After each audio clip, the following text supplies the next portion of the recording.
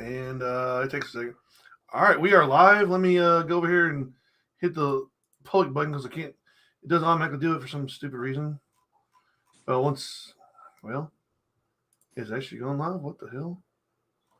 There we go. All right.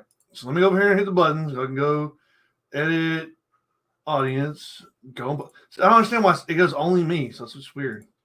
But now we are public, so let me call real fast. All right. So today we have Ben Propst. Propst, right? I always feel like I'm saying that's wrong. good. As long as you don't say props, we're good. Or I've heard Propstus. I'm like, what? Stop barking, nerds. So yeah, it's going to have my dogs be like, we're going to be assholes and start barking because we're just going on. Would you get out of here? Hold on a second. Get out.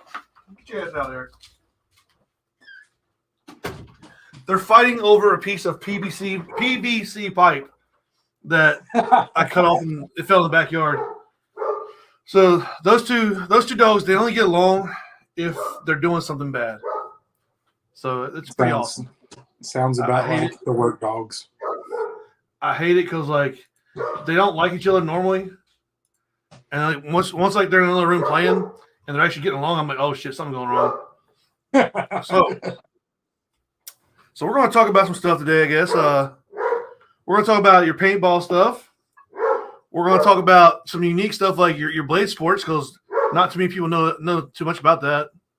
Right. And then your whole getting fit journey. We're going to talk about that too because that sounds like some good stuff. Where the hose at? I don't know where the hose are at. I think we're on. I think we're here. I think we're here. Where the chat? Okay, I see the chat finally. I'm like, where the chat at? Yeah, it'll pop through and people can talk to us and everything. So anytime somebody says something, I'll pop it up right here. But yeah. So let's go ahead and get a background. So you play paintball. Who do you play paintball for? Man, I've played a lot of paintball for a lot of different people. Right now I play for Port City Militia. Mostly. I also play on Muddy Bloody on the 10-man side. That's pretty cool. 10-man's lit. If you haven't done it, play 10-man.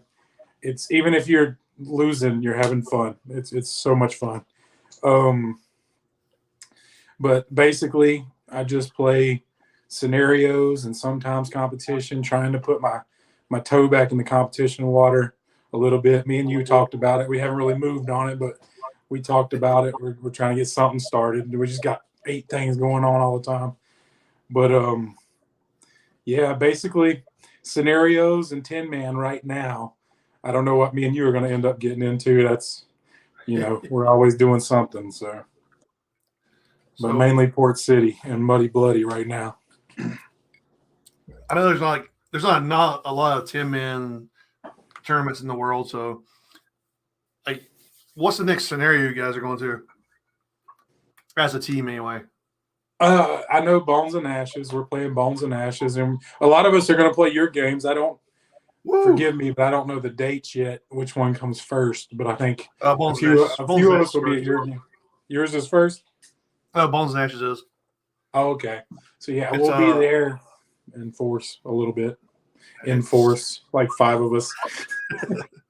That's the first weekend of March at Black Ops Fayetteville, and then mine's March 25th in Paintball Central Greensboro. It's those are 2 fields around here. They're actually franchises. Paintball Central has 3 fields, Black Ops has 3 fields. So it's like a franchise versus franchise kind of thing there, which is kind of cool. Right. Well, I mean, paintball had kind of died around here, except for the competitive scene. So it's cool to see the scenario scene being built back up by people like you, and anybody willing to do it. It's cool because it's a lot of fun. Yeah, I agree.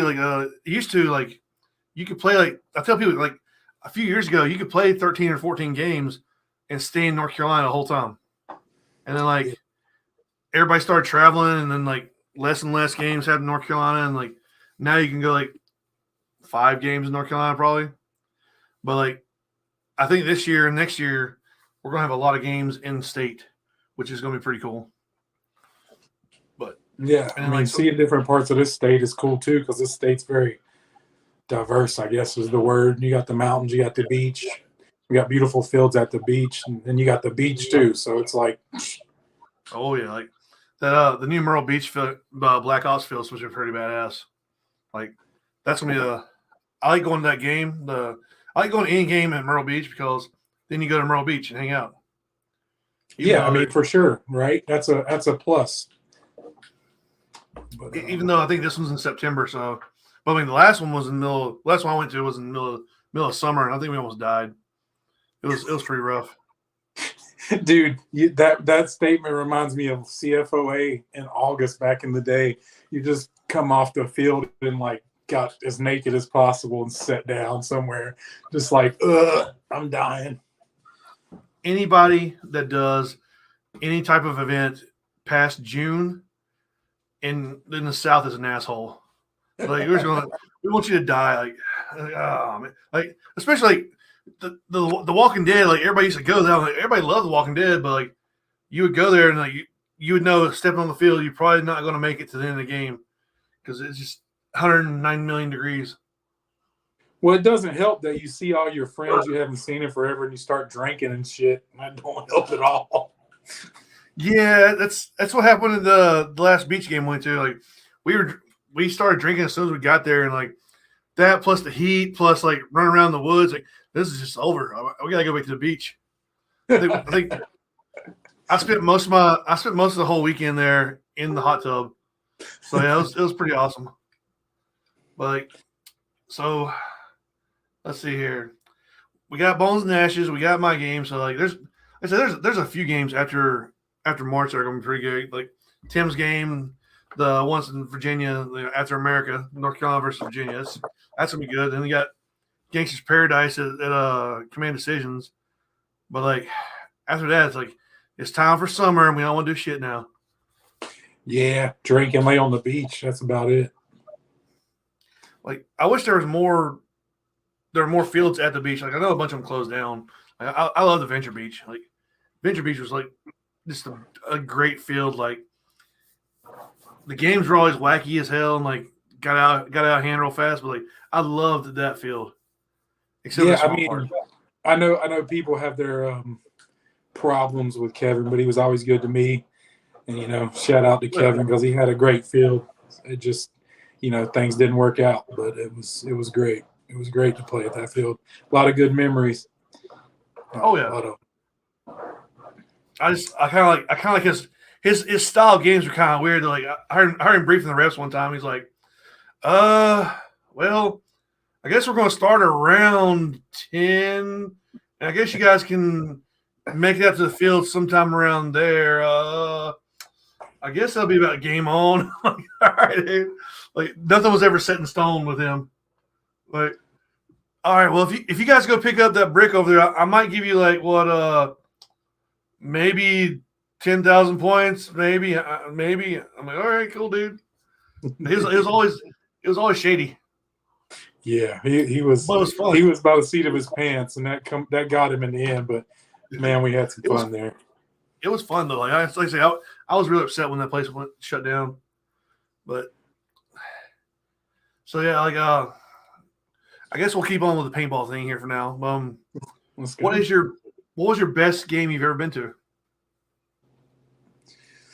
Well, I mean, to throw some dirt, I guess it damn sure wasn't Living Legends. You had to walk 16 miles to respawn. My favorite game I've ever. Huh? Was that the one? Was that the one in Chicago? Yeah, actual, like I guess the original, if you will. Yeah, I don't. Yeah, no. That field's sweet, but like they put the respawn in the parking lot almost. It was crazy, but dude, there's been so many that. Like, I got all my stuff hanging right here to my right, and it's, I mean, I have an obscene amount of fun at Foley Gap. Most people don't like going uphill every direction, but I have a ball because it's just a fight, just both ways all weekend. If I had to pick one, I can't remember what it was called, but we played a game at Splat Brothers that was insane. Like, it was like Folda turned up to 11. There wasn't that many people there, but everybody there was just intense and just clashing all weekend. And then the final battle was like in a valley in the field, and it was just insanity. And like it was a really fun weekend. So probably that one, but man, I couldn't remember the name of the game. Saved my life. But, I know they used to do a lot of scenarios there. I forgot the names of them though. Like I know that's where Tim's game is going to be at. Like he did his at Splat Brothers last year. And he's going to do it there again this year. So it should be pretty good. Like I think he got close to 350 people last year. So like people jumped on board. Like Tim put out a game. People seem to like the theme of it, and they jumped on board with that. So hopefully this year they do the same thing for him. I mean, right? He seems like a pretty stand-up guy with some good ideas, and all of us have great ideas. It's a matter of getting a field behind us to support our wackest ideas. Like, oh, I'm going to do this, and they're like, okay, do it, and it either works or it don't. And you try again. But I remember we wrote a scenario once, and it was much like what you do now. It was kind of the usual stuff, but some unique stuff and off the beaten path and stuff. So. It's a lot of fun to do that and be different. Well, yeah, like for some reason the guys at PBC like me, so we're gonna bring some scenarios next year. I think we're gonna do 3 next year. Who knows what we're gonna do? Like, I know I got 3 plans, and like I've already got ideas for them, and yeah, I thought I was done with the in game stuff, and then I got the idea today, and I went to Lowe's and bought a bunch of stuff. So I'm always going to – I guess I'm keep adding stuff to it. Like I want people to have fun most of all. And it's – I don't know. But yeah, I mean, fun is scenario. Scenario is fun. And it can be beneficial for the players, the field. Everybody can win. Because, I mean, I've had scenarios where I've shot 6, 7 cases of paint a weekend, like, and not at trees, at other people. So, I mean – the field can move some paint. They can make them some money. Everybody can have a ball, and then there's always the extracurricular activities at scenarios that, well, that's just paintball in general. Yeah. The parking lot and the camp life are the funnest parts, I think. Like, I enjoy shooting people, but damn, like, I love partying. Right. And that's where you make a lot of friends. You make a lot of lifelong friends. I mean, people I met back in the day at Paintball Charleston, the original place, and it's, I still talk to them now. We're friends on Instagram. Stephen Price just shot pictures of me at the Tin Man, and I've known him now for probably a decade because of paintball.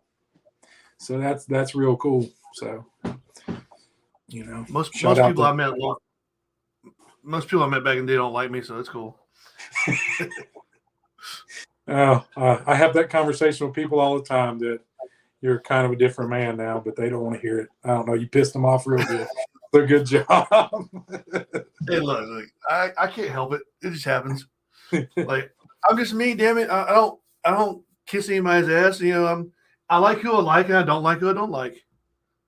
And apparently people don't like me for it. So anyway, so like, I guess like I think one of the main things that got us like talking to each other was like we're both named Ben and we both had big ass beards back in the day, but like, and I just like I know the first time I ever saw you on the field was at Adventure Beach, and everybody was like, be careful, Port City. They're the ones that run the field down here. They're gonna whip everybody's ass, and so we came in looking for you guys. But it was a good time, man. Like I say, it was fun times back then. Yeah, man. When we showed up in force, man, it was a different level of impact on the game back then. We had, I mean, because we're all ballers. That's the first thing. We don't have any scrubs on the team. No offense to anybody, but we don't. Like we just don't. Everybody will run up and shoot you in the neck. You guys weren't afraid to shoot people. That's the thing. Like, you guys weren't afraid to like shoot people, and you weren't afraid to like shoot a lot of paint. Right. We were all really working. Oh yeah. Have them big boy jobs with them big boy paychecks and buy about 7 cases and have a bad attitude. But all on the field, not like in the parking lot. So having a job is a good thing for a paintball player. Yeah. I don't know how the hell some people do it, but they do. Some people I've I got seen been floating for a while now, playing competitively. I'm like, what do you do? OnlyFans? I don't know. I wish OnlyFans was that damn easy. But right, my wife won't let me have one. Shout out to the wifey. For anybody watching this who wishes that was a thing, talk to my wife. I'm single, so I can do whatever I want to. Like I have an OnlyFans account. I just never like put anything on it. So like, you got to work on that. Yeah, make some money. It's free money, man. Like I don't give a shit. Like, do you know how many people have seen me naked before? Like between my military days and like my hoe days, and then like going to the gym where you come out and like, hey, look at this.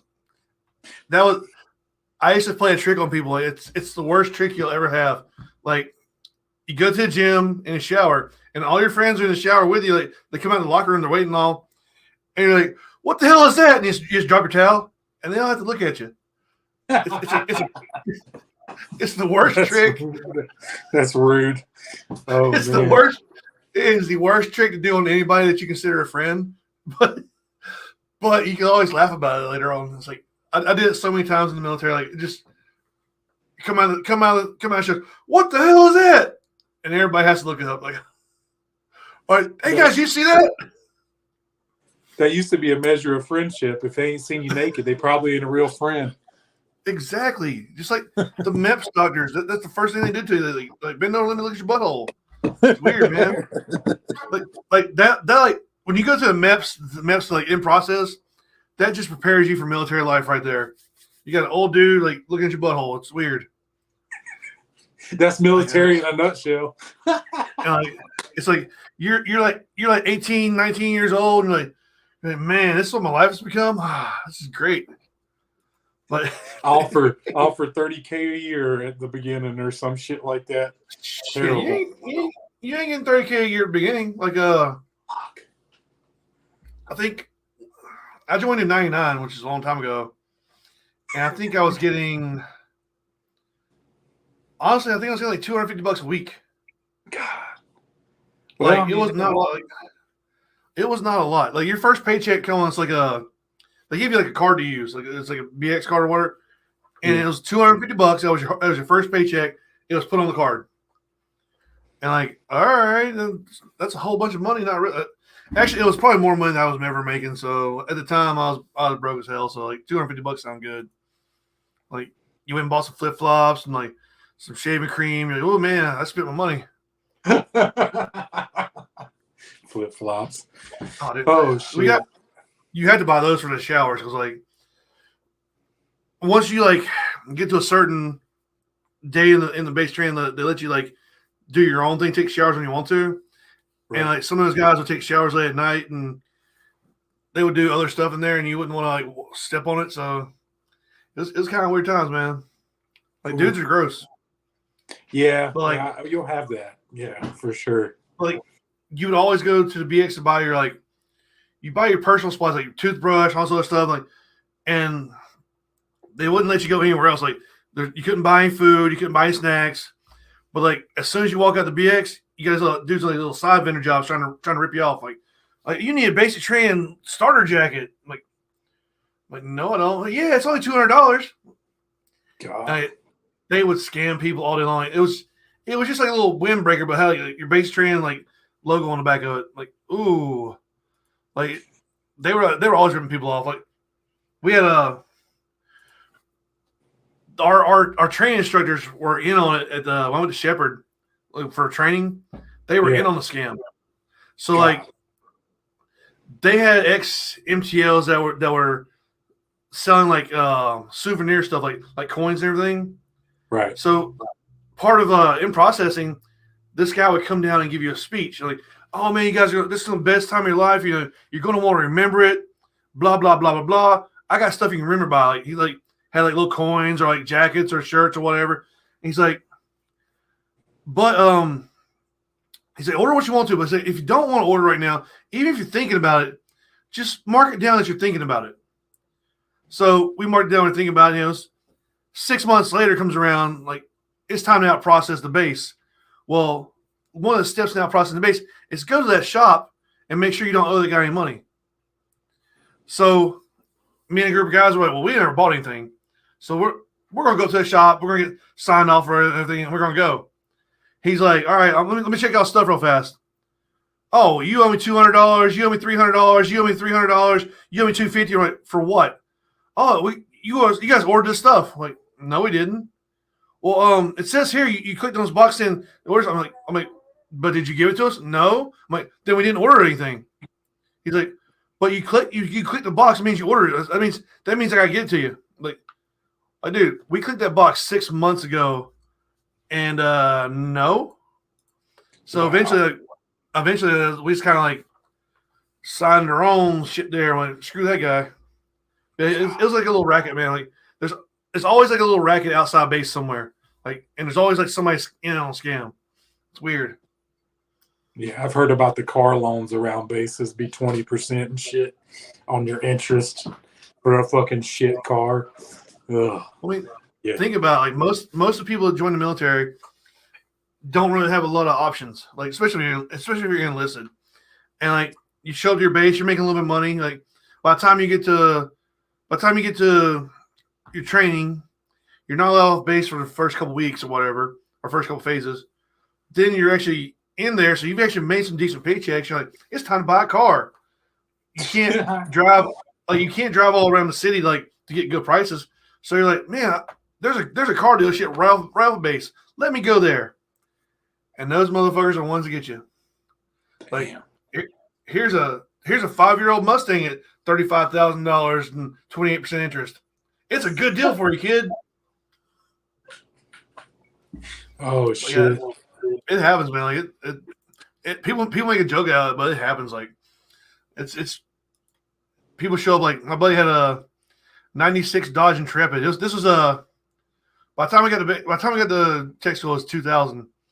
He got a '96 Dodge Intrepid, and I'm pretty sure he was paying 25 or 26% interest on it. God damn! But I love that car though. Me, him, that car. We went on some adventures in that thing. It was beautiful. Don't be incriminating yourself. Oh shit! The best part of that car is the transmission was going out, so like it wouldn't shift like in the gear sometimes. So he, in the middle of driving down the highway, he would have to put it in neutral, turn it off, turn it back on, and slam it and drive. It was the sketchiest shit ever. It sounds about right. It would shift for a while. It shift like the rest of the trip or whatever. But it just every once in a while it did some crazy shit. It was amazing. I loved it. So I guess my question would be, what paintball team are we gonna? What are we gonna do for competitive paintball, Ben? What's our plan? I don't know yet. Like I think we should get like 3 more dudes named Ben. That's a solid plan. I like it. We could be the Citadel of Bens. Oh shit! I actually love that. That's good shit. I only know a couple guys named Ben that play. I think one's like down in Georgia or South Carolina or something. Yeah, Mini Ben. Forget his last name, but the guy used to sell guns. He was badass. That's the only one. And Ben Shimwell. Yeah, I remember that kid. But yeah, no, that would be so lit. Oh, that would be great. 5 bins. Like a whole team of bins, which that name wasn't that common back in the day. Like even she says bin. Anyway, but yeah, like I think we got to figure something out. Like it's gonna be fun. Like I don't even know what we're doing yet because like CPXL is gonna be fun. CFA, it's always fun. I think all CFA is gonna be in Greensboro this year. I'm not sure, so but I guess stay tuned for shenanigans from Ben and Ben. The bins. We'll figure something out. Like on those WCK, if you don't pay by the 31st, it's going up. I seen that posted. Yeah. Like this is my ad for WCK right now. It's $200 right now, and that's unlimited entry to the park all year long. Does that include air? Yeah. Okay. You show up. You go to the front desk. You check in. You're good to go. Like word. And paint's gonna be Paint's capped at $45 a case. So if you're into WCK, you're gonna pay extra. I'm not sure how much extra, but it's gonna be extra. So get in there, anybody's guys. listening. Yeah. Anybody's listening, WCK is where it's at. Makes sense. I mean, I got to pay mine soon, I guess. Yeah, I think it goes up to $250 on the first. Okay. Which is still a good deal, but it's not as good as $200. No, I mean really not. It's usually $300, but they cut a deal for the speedball players because dudes are out all the time playing. So it's just something nice for everybody. But yeah, so speaking of us getting to know each other, I think you're the reason why I have this now. Well, I mean, it's a shit show in here, but the filing cabinet's over there. Mine ain't on display, but there's plenty of them.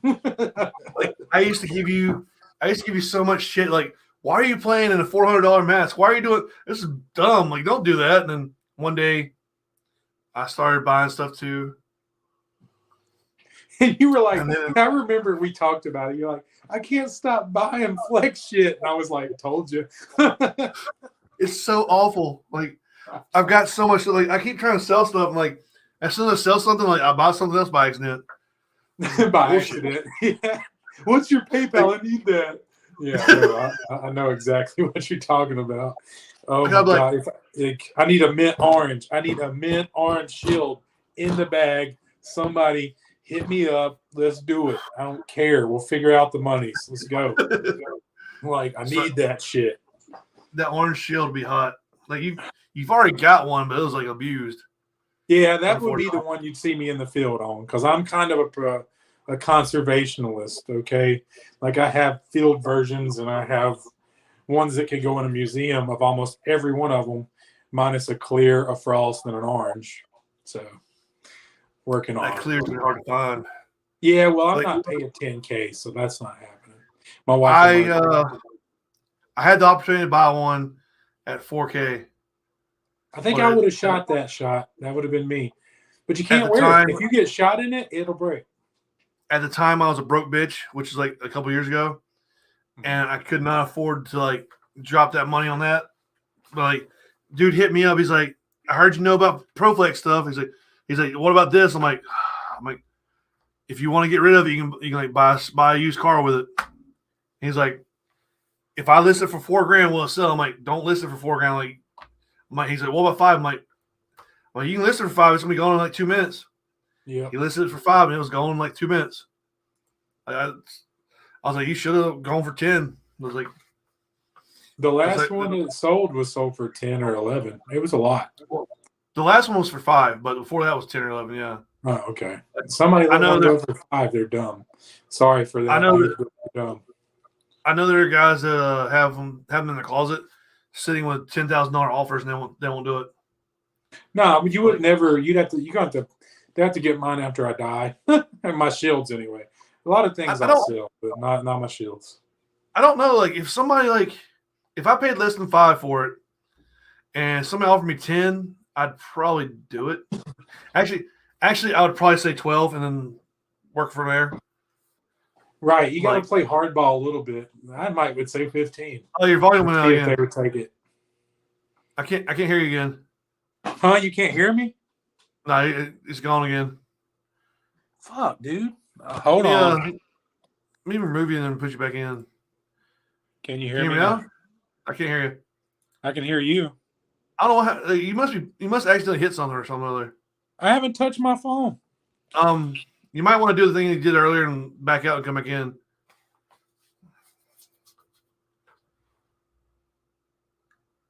And we're standing by. There's something he touches that makes his phone volume go off or whatever. So we're gonna wait for him to come back on. It should just take a couple of seconds here. So in the meantime, I'm gonna play with my beard so you guys look at it. But anyways, yes. So ProFlexes though, Ben has a pretty big collection. And most people have not seen it. I have. It's pretty impressive. And I've got a few things off of them before, and I'm trying to get more off of them constantly. And what is that? There we go. How about now? I cannot hear you still. Oh, shit. Well, I don't know what happened, dude. I got my volume all the way up. Blame me. Nah, it's not me. You can hear me. You can't hear him though for some reason. There's How like about now? if he touches that phone a little bit, it like goes off. Yeah. How about now? My volume's up. Unlike the one time, like see that he muted himself, and I don't understand what's going on here. Like Should be. You can hear it fine. Good. Can you hear me now? You can hear both of us, Calvin. Hold on. Let me. If you can hear him, then it might be me. Let me hit my volume here. That's weird. You can hear both. Weird. Hold on. I'll be right back. I'm about hearing you. I think I might hear you. Oh, I hear you now. I can hear you now, dude. That's weird. I don't know what's going on now. See, last time he had to back out and come back in, and then it worked again. And now it seems to be working fine now. I guess I don't know if there's something wrong with my audio here or not. It might be because I always got dogs messing with stuff and pulling stuff out all the time, so it could be me. But anyway, Calvin Fenway Hill is commenting on our post here. He's going to be our next guest. He's not our next guest because we'll probably have some more people for them, but he's going to be on February the 28th at 7 p.m. And we're going to have some dead box stuff to talk about that day. Well, I guess my wife's got my AirPods. Never mind. But anyway, it might be me this time. Yeah, it might be mine this time because Fenway said he could hear us both, and I turned my speaker on and off, and it started working. So I don't know. So anyway, okay, cool. Proflex is I think my red Proflex that I got, I probably would not sell for under $2,000. I know it's not worth $2,000. It's probably worth $1,000 or so, but I wouldn't sell for under $2,000. Yeah, I remember when a certain someone in the flex scene was shitting themselves when I come out of the woodwork and was like, "Yeah, I got 2 of those." They're like, "What?" It was funny as fuck. I ain't gonna name no names, but that was the highlight of my recent resurgence, I guess you'd say, in the flex scene. And then I had to provide pictures because everybody was tripping balls, but that was funny. I bought mine back in the day for $300 a piece. Yeah, I paid a little more for mine. It's still, I didn't pay as much as it's worth, but yeah, dude popped up. He's like, "I have a Red Pro Shield for sale. This much money." I immediately hit him up and was like, "I will give you that money right now." Right. I mean, if I would have seen that shit, I would have 3. I remember what you got that for, I think. So yeah, you didn't get a steal, but you got a pretty good damn deal. Pete keeps trying to get it from him. No, ain't gonna happen right now, buddy. Nah, I wear a red one sometimes when I do 10-man because it's red and black themed, but yeah, it's still I'd hate to break one of those. God, I would. I don't think you can. My pink one that I wear on the field is, man, I've been bout where I could, touch the person who shot me in the mask, but I don't know. It's iffy when they're that valuable. Yeah, I wore mine it was either Living Legends or Bones and Ashes at Black Ops Fayetteville, and I was like, "Yep, big baller time, fucking $2,000 mask running around here." It's it's weird when you realize that you got to take it everywhere you go. People made fun of me so hard when I had my orange one at Bones and Ashes, and there's a picture of me in the porta-john with it hanging up in the porta-john. It's it's not leaving my sight or my head. There's no way I'm letting somebody walk off with this shit. Not happening. Normally with a Proflex, I'll put mine in my camp and just leave it sitting around. But with that thing, every time I wasn't doing something, it was going in my car. Yeah, exactly. As long as it isn't an IZE bottom, you'll be fine. You don't want those in the hot car. Yeah, I had actually that one I got from you. Mm-hmm. Somebody bought it for me really cheap. I think I sold for $30. I thought about wearing it because it shrunk straight up, so it was so much smaller. And you bolt the ears to it, it would have pulled it in. It would have been tiny. It'd been Proflex i4 stuff, it just would have been so small. It sat on my shelf over a year, and it was, I think it was like in the background of one of my pictures that I took or whatever. And somebody wanted it. I'm like, look, I was like, it is definitely not in great shape. Like it's seen better days. It's folded. You can probably unfold it. I was like, it's definitely shrunk. I was like, the nose is beat up on it. I was like, are you sure? She's like, yeah, my boyfriend will like it. I'm like, all right. I'm like, are you sure? I was like, let me take pictures of it. I was like, it's not a good mask right now, but she bought it and I haven't heard anything bad about it. So, I mean, it was structural. All I did was the young me tried to bull it because I heard that would straighten it. Yeah, okay. Do your research a little. Back then, there was no research. There was trial and error.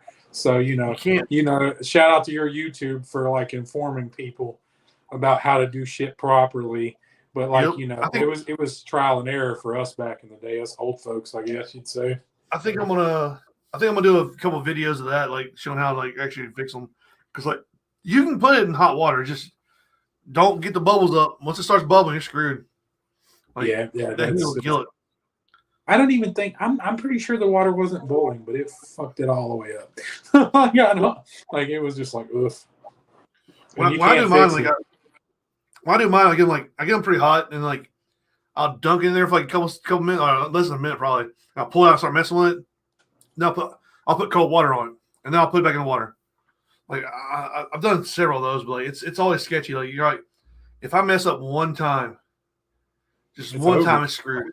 Like those IZs, like I have several, but I love the new ice is pretty good. Like the ones that I would grab when I got a dog behind me. I don't want to run over them.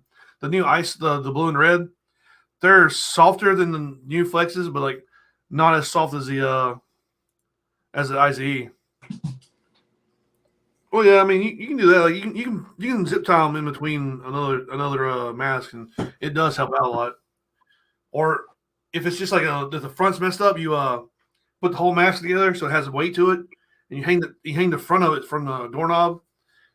It will actually reshape the whole thing. You just can't leave it on too long, or it pulls out too bad. Yeah, I think you figured that out by accident, didn't you? You just left one hanging up or something, and you're like, "Shit, it looks better." So then you have to take a hairdryer to it and like mess with it that way. And like you can't get too hot with a hairdryer because it'll shrink it there too. There's a lot. The IZs are a pain in the ass. I love them, but like they're a pain in the ass. Like yeah, and you get shot in the face a lot, especially playing like 5-man, 3-man, X-ball. Anything where you get close together, you're going to eat some paintballs. PSA. Ask me how. The worst part is like you can get it nice and solid and shaped up right, and then like you can just grab it wrong or you can put it down wrong somewhere, and it's already folded again. Damn, I didn't wear mine long enough. I had a mint purple one. Trey Squatch on our team has it now. Like I had a fucking pristine purple bottom. He got it off of me because I was like, I'm tired of like this being like in bubble wrap all the time, and I just got rid of all of them. You got one of my bottoms because like I don't want to care for these anymore. Somebody take them. Yeah, I still got the bottom, but like, no, I reshaped one time. I think it was that one too. Reshaped it all nice. I put it into a mask bag, like one of the Exalt mask bags, like the hard ones. Right. Pulled it out. And it was already folded back up. I'm like, you son of a bitch mask. I was so mad about it. I was so mad, dude. I was like, I spent all this time and love and attention to it to get it nice and shaped. And all I did was put it in that mask case, and then drove to the field. And I pulled out the target. I'm like, no. I was so upset. Like, the things we do to look good on the field. God almighty. And I know about getting shot in the she shot me in the purple one I got from you. Yeah. We were behind enemy lines. There was a pole. This side of the net he was at. I was on this side of the net. And Chi used to be a Ranger, so he's not going back down. So, like, I was yelling at him. I was like, Chi, we're close to each other. He's like, yeah. I'm like, one of us is going to get hurt. He's like, yeah. I was like, you give up? He's like, nope. I'm like, neither do I. I'm like, so, like, count of three. He's like, yep. So, count of three, we both popped out. And, like, he shot me. It was probably, I think I shot him, like, the chest or whatever. He got me in the face. And, like, it was probably a foot apart from me. And I was wearing an IZ and it hit me right in the jaw, like, let the big old knot in my jaw. Luckily, I had a beard at the time, so you couldn't see it, but it was like a real big knot on the side of my face. I'm like, ooh, that sucks. I did the same thing with a rubber flex bottom like a regular one, where I was just on the outside wall of a structure, and I was trying to find a hole to shoot the guy through because I was pushing him. And when I looked through, I put my face in front of this one hole, and his barrel just moved my mask out the fucking and shot me in the lip, busted my lip. Damn. And I was just like, I was gonna do the same thing to him, so I didn't get mad. But it was Oh, no, it was raw. It was a raw deal. I was trying to shoot him through the wall. But I think I got shot in the neck at Greensboro because I was doing dumb stuff like that. Like I ran to the flag and like I got my hand on the flag and I didn't really clear the bunker behind the flag, and they just popped out and shot me in the neck. I'm like, I mean, I can't be mad about that.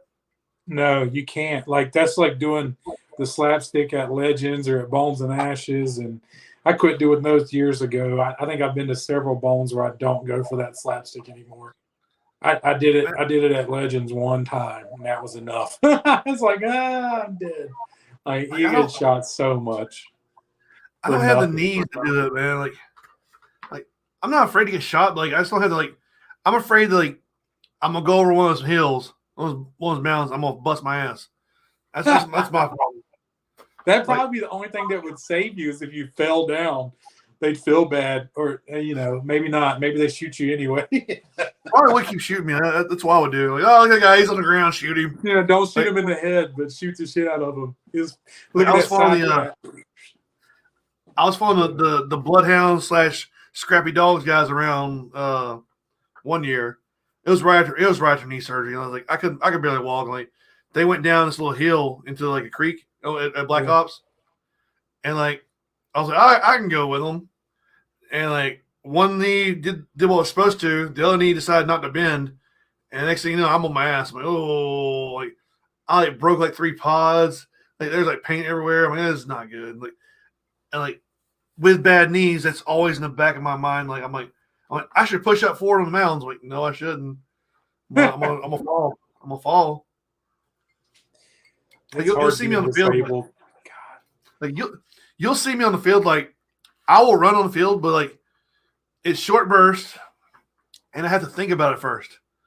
Like I'm just like, all right, I can't just like spontaneously run. I'm like, I got to psych myself up for a little bit. I'm like having bad knees for years, it scares you a little bit.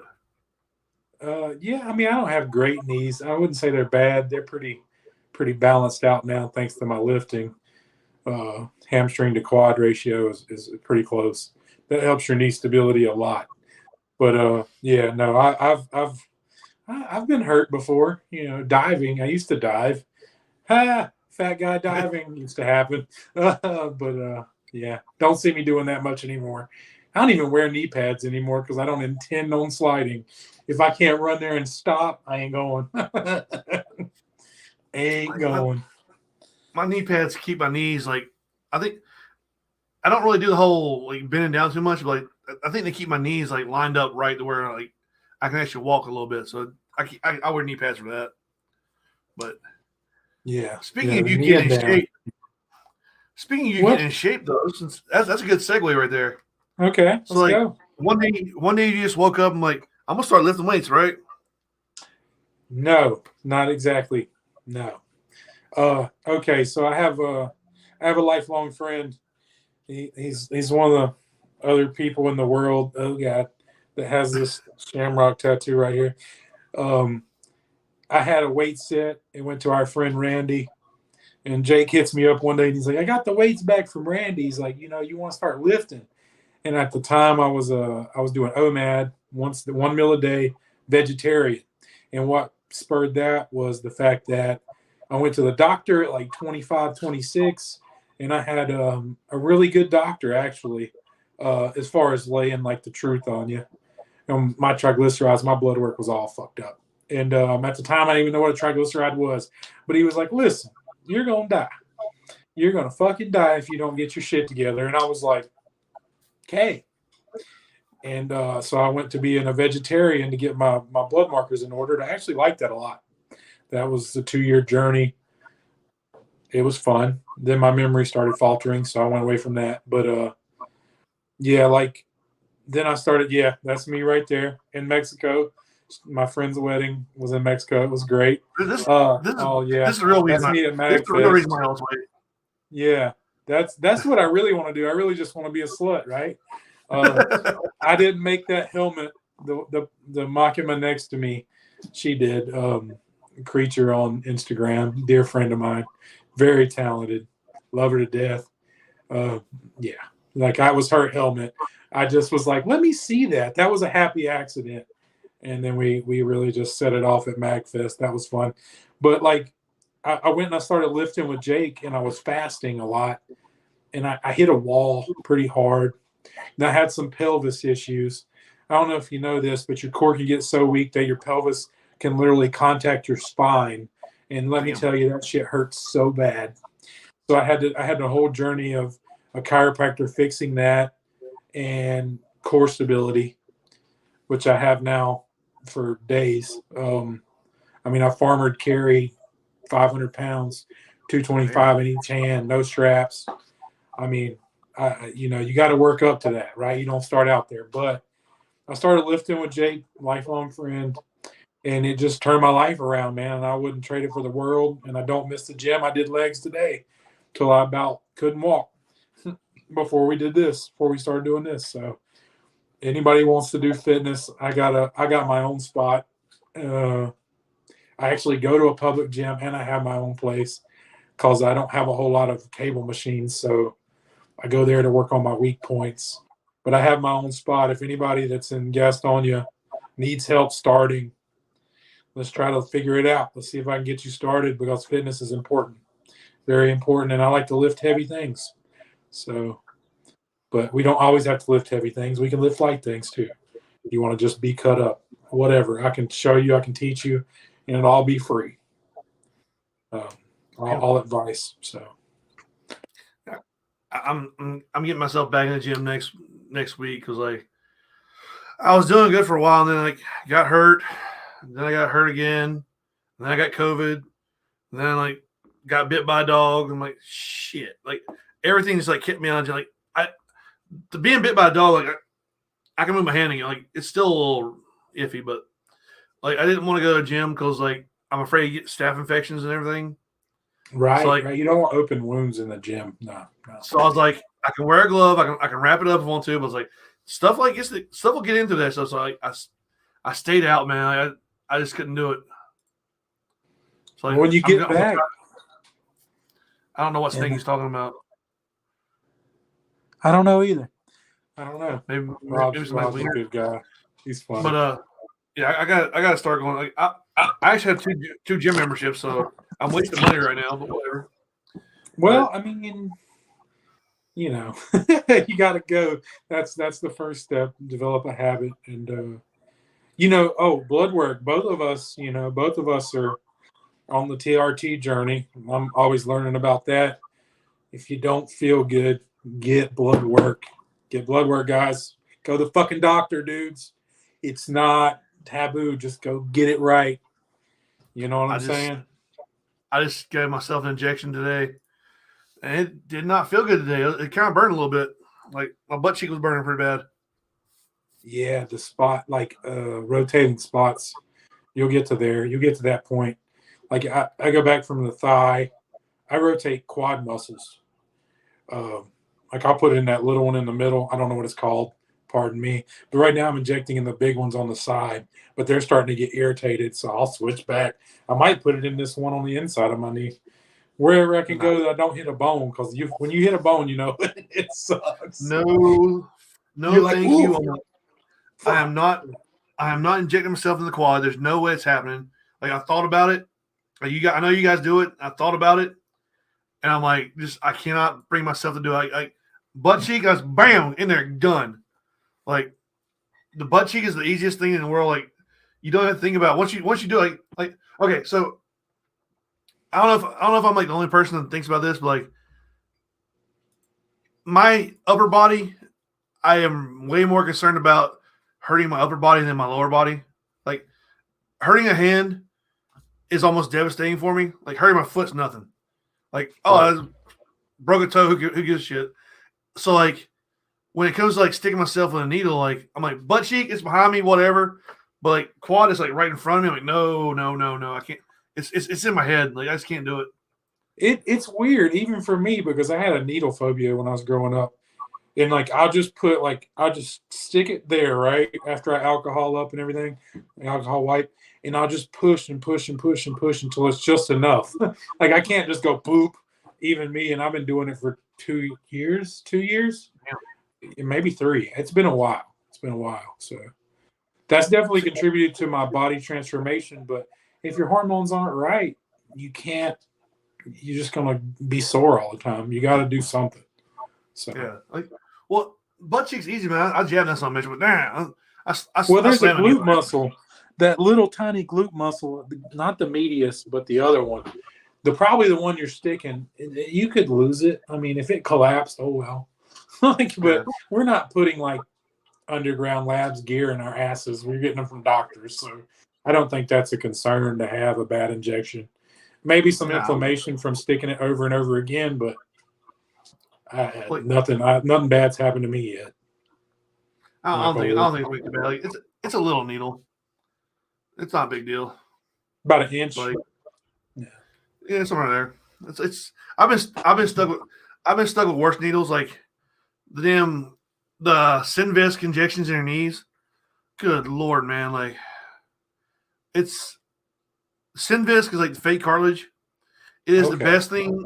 It's the best thing you'll ever have for your knees, but having it done sucks because like it's a big ass needle with a thick liquid in it, and like they'll jab to the side of your knee, and then he's got to like rotate the needle inside of your knee to go behind your kneecap. That shit don't feel good. Like they'll freeze your skin up so that you don't feel like going in or anything, but like inside your knee is it gets you a sick feeling. Like I almost threw up one time. I almost passed out one time, honestly. Yeah, like, well, if you get enough pain, you will pass the fuck out. And it's like it's messed me up now. Like I'm weird with like I used to be cool with like blood and needles and all, but like now ever since I about passed out that one time, I'm just done with needles and all. Like I'll pass out sometimes. Like they did a biopsy on my ankle one time. I almost passed out. Yeah, that's just not funny. They start injecting down there, or withdrawing down there. Oh yeah, it's a lot of bone and not a lot of meat. So it's just it's. I think like it's not really the pain that gets me, like because you can't really feel like the biopsy they did was like it's a little spot on my ankle, but like I couldn't feel it, but like just thinking about it, it about threw me off. They're like, "Are you all right?" I'm like, "Yeah." Like, oh, dude, I tried to watch this guy sew up my hand. I cut my hand some years ago, and I had a bad experience sewing up my leg as a kid. So I was like, I've been growing. I've been working on myself. I was like, I'm gonna watch you sew up my hand. He said, hey man, you're passing out. I said, yeah, I think so. I think I should lay down. So yeah, I know what you mean. I know exactly what you mean. But I had a cyst pulled out my wrist, and they came and pulled the stitching out. Same thing. I about got sick on that one too. But a week later, I realized, oh, he left a piece of stitch in my wrist. So like, I got me a little like knife and like cut open the little thing, pulled out myself, no problem. But like, with somebody else doing it, it freaked me out. Yeah, that's what it is, man. Because you never know what they're doing. And when it's you, you might not know what you're doing, but you feel like you do. So it's a confidence thing.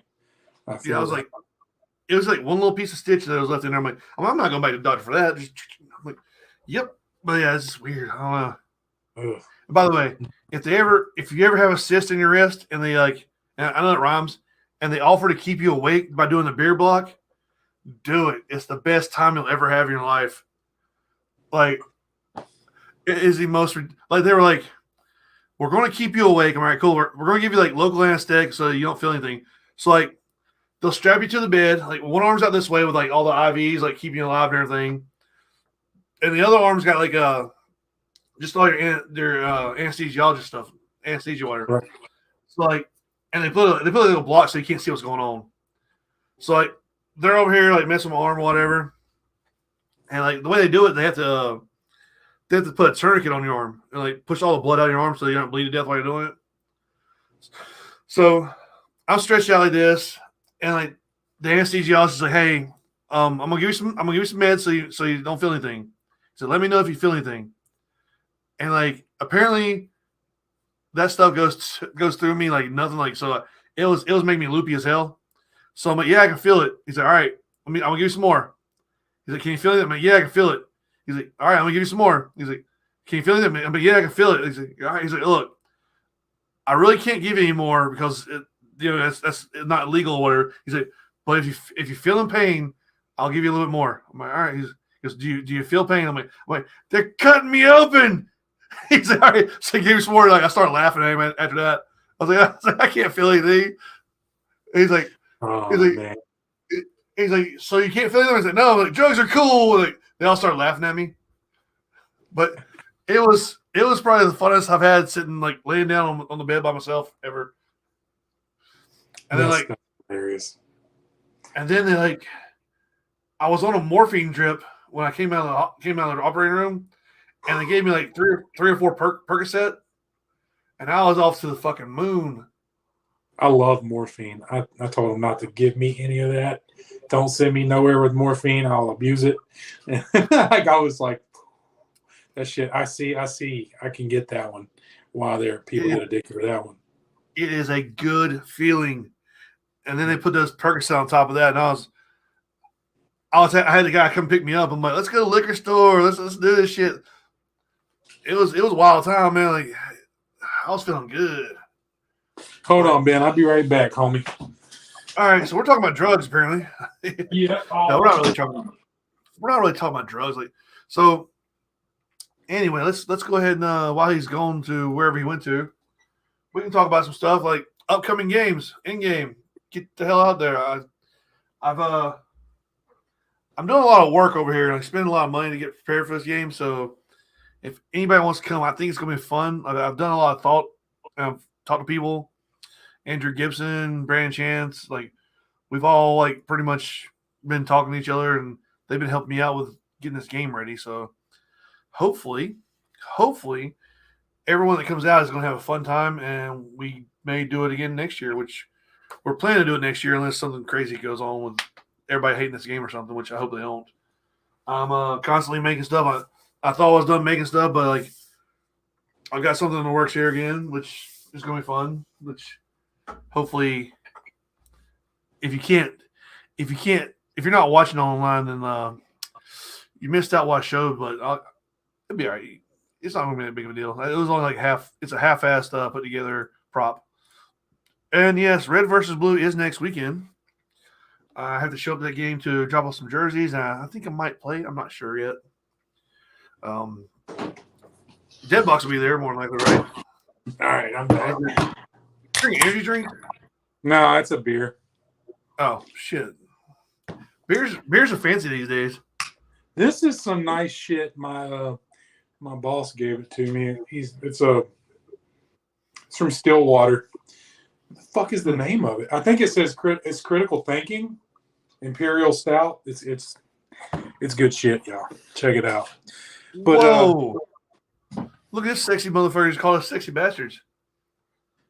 Hey, Stefan, that's my boy, man. Port City.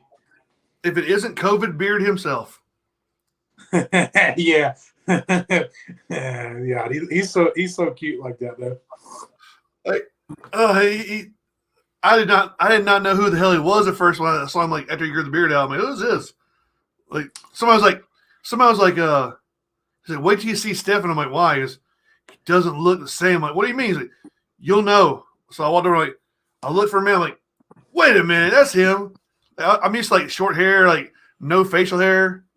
Did you see his ass at Folda with the fucking the first time I see him, he's got a fucking bottle of Jameson in one hand and a beer in the other, and I was like, so it's that weekend, I guess. Well, I mean, that's what Folda's for. Right. It was a good time, even though it rained. You were dying, you missed it, but I swear I was probably gonna die. It was rough. Like that shit was rough. I slept so good though. It was raining. I was on a slope in a tent.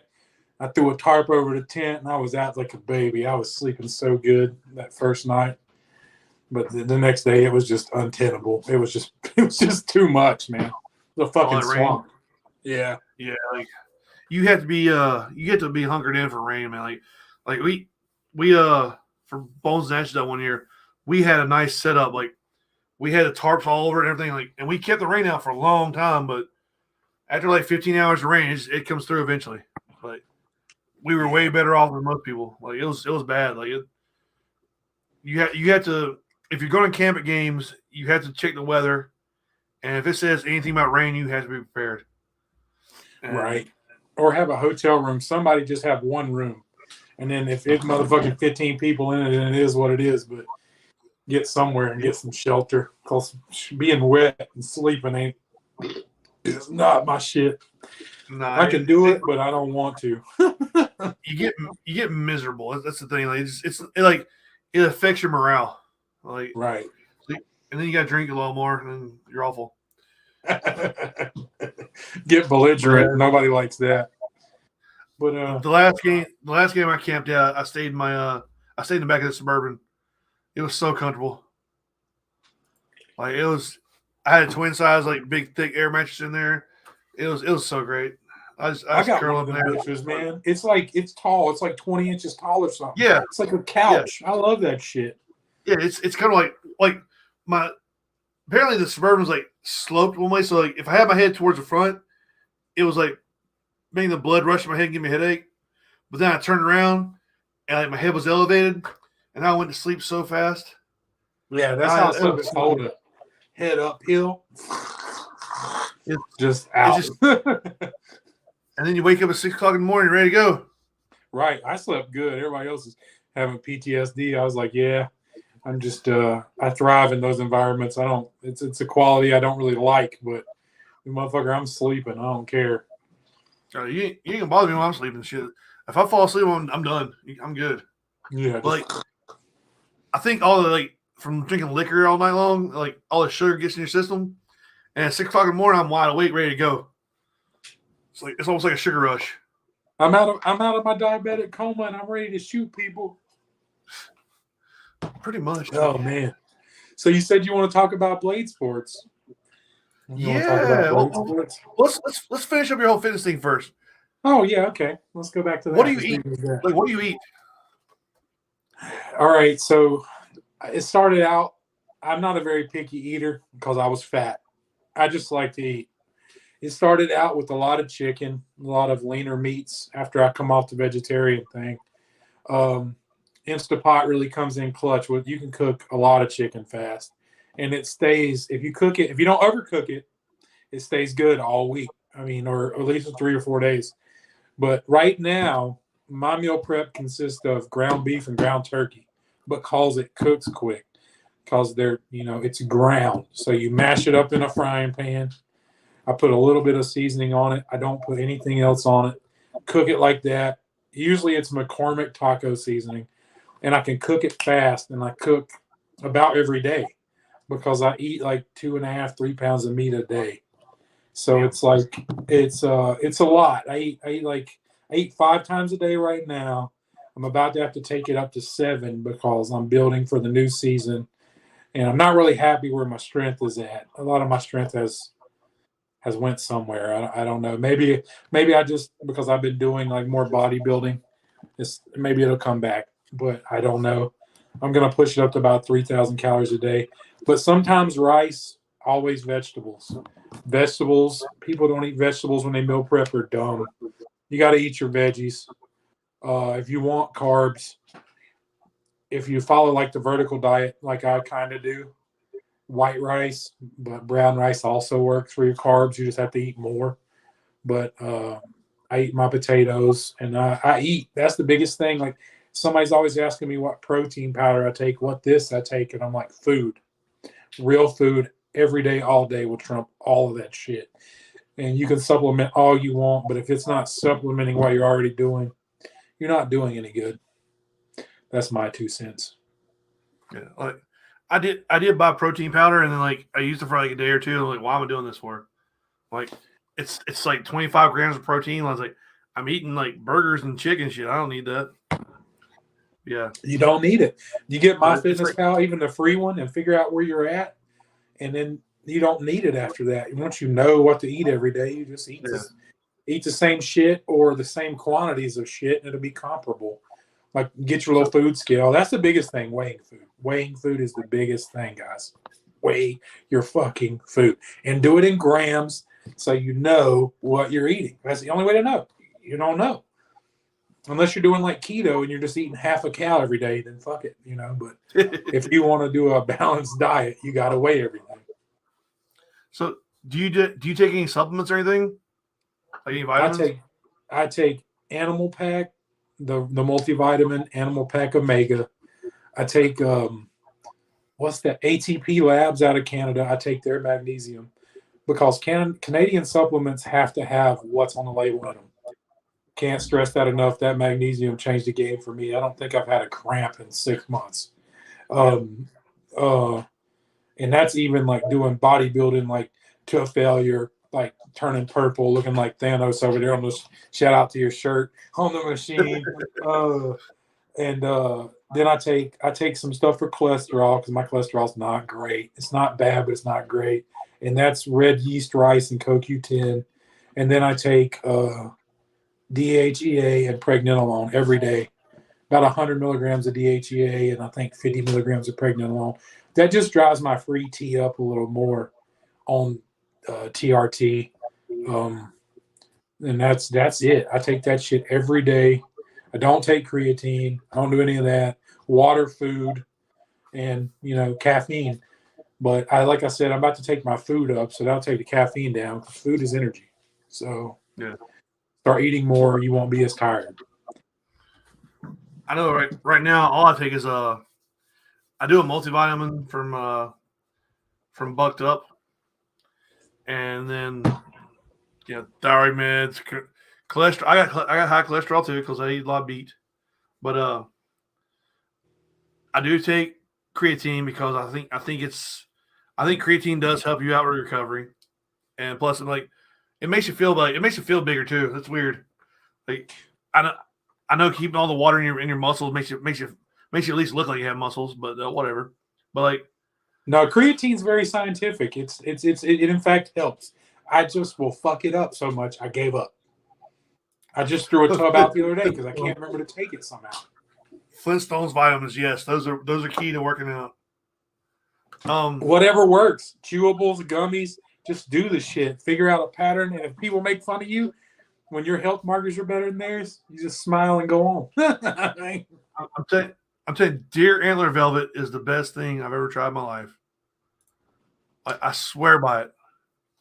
Like when I was real big back in the day, I lost 80 pounds in 6 months just using that shit. Wow. I did my first round in a sauna today, and I think that's going to help. I didn't even know my gym had that shit. That's what I'm looking for. I'm looking for a gym that's got a sauna because that sauna is amazing. Like I got a hot tub though. Going Strong in Dallas has it. They got a little infrared sauna in the locker room. I've never been in that fucking locker room. I walk in there, there's a sauna in the corner, and I'm like, "Well, hello." And I had to Google because I didn't know what the fuck I was doing. I don't know everything, but I figured it out and got in there. And it's hard. Like that's the hardest sitting you'll ever fucking do. Oh yeah, it's miserable in there. You're like, but I did it. I did 30 minutes, which was more than like. I'll get into the tanning booth after I work out, and it's like it sounds weird, but like I think the heat helps me out a little bit. Like that's what it said on. I got a screenshot in my phone. Sauna is supposed to help some kind of heat protein, and it helps relax the muscles. And I've heard several professional CrossFit guys say that. Like you get the tightness in the traps and the neck all the time because everything you do, deadlifts, all that shit, benching, it just makes this tight. And mine feels pretty good right now. And I've had a heavy deadlift session this week. And I haven't done chest this week because my shoulder was hurting. We were moving machines at work. my rotator cuff didn't like that too much. But for right now, my neck feels better than it has in a while because it just locks down, man. Yeah. Well, And you can't fix it with a foam roller. You just can't. I think the heat is definitely going to help. I'm going to do it again tomorrow, but I'll know more in a couple of weeks, I guess. well, like if you listen to Joe Rogan, he talks about drugs a lot, but he also talks about he's always in the sauna. And he's always in he always goes to the cold plunges too. But he cranks that sauna up to like 180, and that's just ridiculous. Like it's 180 is a lot. And well, the Google said max it out when I Googled it tonight, and I was like, what? Okay, but the one they have it set to only go to 150, so I didn't get to do anything dumb. But I definitely put it on 150. He had the professional surfer Laird Hamilton on one time. I think he said he does like 200 or 210 degrees, and like gets on a bike in the center of the fucking in the center of sauna, but he has to wear like gloves just like to get on the bike and everything because everything's in there so hot. Like 210's got to be bad for you. Like, it's got to be like cooking your organs. Well, and it depends on if it's infrared. If it's infrared, definitely it could be bad, I would think. Yeah. I don't know, man. Like, I know that, like, tanning beds can fuck you up, so why wouldn't that? So yeah, well, tanning beds can cause cancer and shit. Like, it's because it's a light bulb and all, but that's a different story. Like people back in the day, whenever I don't know if you remember back in the day, whenever like tanning beds first started like being a big thing, people were like laying that shit every day for like 30 minutes and then like coming out all brown and like, why do I got cancer now? Well, you change your body composition real fast. So like that's why you got it. But like I said, I'll get in there and I'll do like 10 or 15 minutes after a workout. Not every day though, like every other day or so. I think it just makes you feel better. Like I would love to do a sauna because the saunas are so much better. But I got my hot tub. Hopefully I get the parts in soon. I can get that thing cranked up and I can go work out and then like jump in the hot tub for a while, which it only gets to 104 degrees, but I guess it's better than nothing. Oh no, it definitely helps. Like everybody talks about doing the cold shower, man. Being cold, like being severely cold, like cold shocked and shit, makes me like Michael Myers. I get this murderous rage, so I could never do the cold plunge shit, or like I'd have to do it by myself because I'd want to choke the nearest person I could find. Like it makes me so mad. Like I can do it, but I get angry. It's weird. I don't know. Cold does not. I don't like cold. I can stand it, but I don't like it. It's supposed to make you feel good, though. Like it does. It cuts your inflammation off, but you need some inflammation, right? So yeah, and then when you warm back up, it makes you feel better. You'll tingling back. So let me tell you, if you don't like cold, you would have hated going to tech school in Wichita Falls, Texas, because we had no hot water, and for a while we had no heat. I'd be so pissed. Like I would just stink, dude. I would smell so bad. People would be like, "It was bad." Like shower, and I'd be like, "No." We had our train had two different buildings, and like one building had heat and hot water. The other building had neither. So it kind of sucked. Like they fixed it eventually, but like you would go in your room and like you put a blanket on and you put another blanket on. You're like wearing sweat clothes. You got a blanket on top of your head. Like you're still like breathing out cold air. Like you can see your breath in front of you. And like, oh, by the way, cold showers only, fellas. Yeah, but like once you adjust to that, you would be like a better version of yourself. You'd be so fucking gristled it would make no sense, dude. You will never adjust to a cold shower, no matter how many times you take one. No matter how many times you take it, like me knowing that I know what it's going to feel like. I know it's getting ready to happen again. And as soon as you turn a cold shower on, you're like, this is bullshit. I want to die. Like, the whole time. It's just and even like I would try to like stay underneath the cold water. Because cold water, if you don't know anything about cold showers, they get colder. They don't warm up at all. The water gets colder as long as you're in there. So like me, I'd be like, I'm gonna hold it out. I can do this. Nope, I gotta go. I gotta get out. It's like you turn it off for a little bit, you soap up, you turn it back on. It's garbage. It's ridiculous, man. Like cold showers suck. But that being said, there's a there's a cryo place, and I think Shelby I want to go to one day. I think like you can do like three treatments for like $90.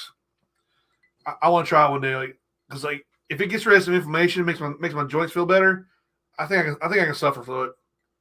Yeah, that or get you a Tractor Supply tub, put some goddamn ice water in it, and sit down. Like that's what a lot of people do. It's like, God, no. See, I'd be afraid to do it. I'd be afraid to do it by myself because like I'd be afraid something bad would happen. Like I'd rather do it with like people there in case something happens. Like they can call an ambulance. Like, yeah, he jumped in the cold and died. I'm like, oh, He fucking died. Ben's dead. He's frozen. why's he dead for? He got cold. Oh, that's the worst death ever. But yeah, No, I would not try that. It's supposed to. It works. Like it's been proven. I mean, I can't rattle off the studies, but it's been proven. Yeah. The cold helps inflammation. Joe Rogan talks about it all the time, man. Like he's always talking about like the cold plunges and the damn cryo tanks and going in the saunas and all this other shit, dude. But it's just, I say one day though, like deer antler velvet though, man. Like I swear, that stuff is like, it changes your whole life when you use it. Like you take it before you hit the gym, and then when you get to the gym, like you get this little bead of sweat right across your brow. You're like, yep, it's working. And like I can go to the gym and I can work out and I'll sweat. But like if you take deer antler velvet and you work out, you just drip. Like it's ridiculous. Like I got on the leg curls, and when I got up, I was so full of sweat that the logo on the front of my shirt was like you could see it in the mat in the padding where I got up. Like, and like I was just sitting like I checked my phone to see what somebody texted me or whatever, and like it was like drop of sweat all over my phone. I'm like, oh, this is awful. Like, yeah, deer antler velvet is like it's so great, but like it'll cause you to sweat during like normal situations too. So you're like, let me go to the store. Oh, I'm sweating really bad. Oh, this is garbage. But I got a bottle. I'm starting using it like only when I work out. Like I was using it every day, but I'm gonna start using it only when I work out because it's people probably think you're taking Tren or something. Like, oh, this guy's on Tren or Clint or something. They think you're on like one of the fucking hard hitting roids because you just sweat like a fuck all the time. Like, no, I'm on something completely illegal. It's amazing. Like it's supposed to like mimic human growth hormone almost. Like yeah, that's what I read too. I've read about it. You told me, so I read about it. I just don't. I don't supplement, man. I rather TRT and the hard work and the food, and it's just been working. So I don't really add anything in. I am a lot older than you though, so we can throw that in there because like I'm a little older. Like, yeah, like well, 90. You know, being old sucks, but I'm getting there. I don't know. Like I don't mind it, man. Like I'm a lot smarter than I used to be. like I kind of TRT is testosterone replacement therapy. So when you get to a certain age as an adult male, you will start losing testosterone. You won't produce as much. And well, if you're like me and this guy right here, we were shut down basically. Like he's basically on his adrenal glands amount of TRT. Mine was only slightly above that, and they don't know why. They have no reasoning why it's happening to men. But like you just feel like dog shit all the time. Ben will tell you, you don't even have any drive. You're just like, ugh. Well, I think mine's partially because of my thyroid problem. Like bad thyroid causes bad testosterone. It also causes bad everything else. So I've had a bad thyroid since 2001, and like it never gets better. It just you try to regulate, but it affects so much other stuff. Like having bad thyroid can give you like high blood pressure, it can give you high cholesterol, it can give you sleep apnea, it can give you all kinds of shit. Oh, what do you do to replace it? You go to a doctor, you get prescribed testosterone replacement, and you jab it in your muscle. Intramuscular is one of the best, but there is a gel my friend's experimenting with that goes in the gooch, okay, and it's It's one of the only other things that anybody has found success like intramuscular injections. So, like one of my friends always says I'm on steroids, but I'm not. I'm on a bioidentical hormone just so I don't feel like offing myself all the time. Cause or not being sore for 6 days in a row and off the same workout and not gaining any strength and not having any drive and not want to get out of bed, and it can cause depression. So there's a lot of things. The only issue with the gel is if because I know my buddy, he was doing it on his arm. Like, they made him do his underarm, and Yeah. you can transfer that to somebody else. So like if you have it on your arm and you hug somebody or like they grab your arm or something, you can transfer that testosterone to them. And also on Joe Rogan, they were talking about this kid. He was like 6 years old or whatever. And like he was going through puberty because his dad had it on his arm and would pick him up every day, and therefore the kid was like getting a whole bunch of testosterone in the system. Yeah, your skin will absorb a lot of shit. If the molecules are small enough, your whole Damn it! your I skin lost will volume just again. Hold on, let me fix this. Give me a second. My volume's out again for some stupid reason. Let me try again. Yeah. How about now? I think I hear you. Yeah. All right. Now talk. You good? You yeah. good?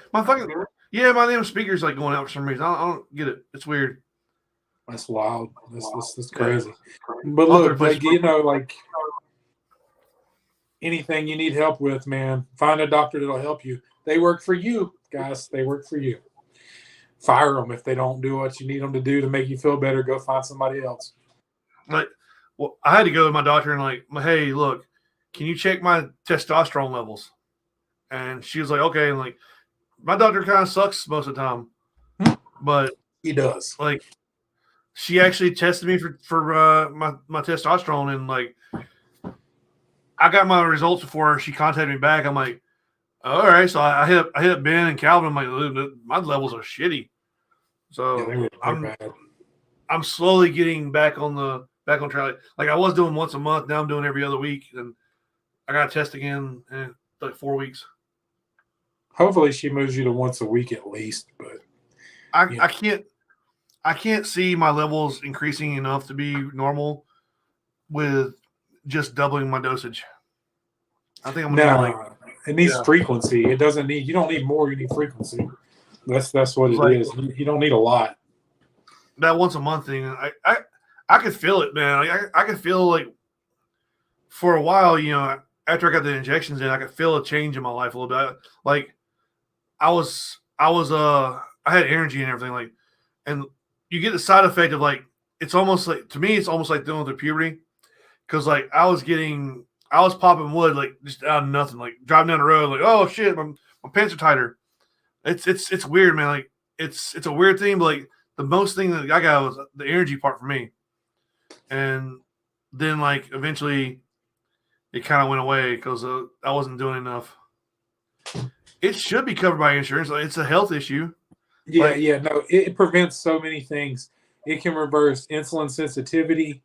It can help your sugar. If you're not diabetic already, I was almost pre-diabetic because your hormones are fucked up, so your body can't function properly no matter what you're doing. Like it reversed that. You can reverse depression. It can prevent you from being diabetic because you're going to want to be more active. But as like Joe Rogan says, testosterone makes effort feel good. And it's the truth. It makes you want to accomplish shit. Your drive comes back up. And, I'm at the top of the reference range, and I have this conversation with Ben and Calvin all the time, is that my doctor is great. So I'm pushed about as high as I can go and stay within the reference range all the time. So you don't have to take it to the nines. I'm sure you'd feel, if you have 200, I'm sure you'd feel great at 600. As long as your free comes up. The free is what matters. If your free is not 20-something, 30, then you're not getting the benefits of testosterone, because that's the testosterone that are making functions in this meat suit work, right? So that's the number to really watch. Drive that free up, you'll feel better. It's not like a steroid is like going to give you like muscles for doing nothing, but if you do work out and take care of yourself, it actually helps out a little bit. Like it helps a lot. especially if you're in the hyper elite range like I am, per se. So I'm not naturally right, but I'm pushed up to last chest was like 820. My free was like 24.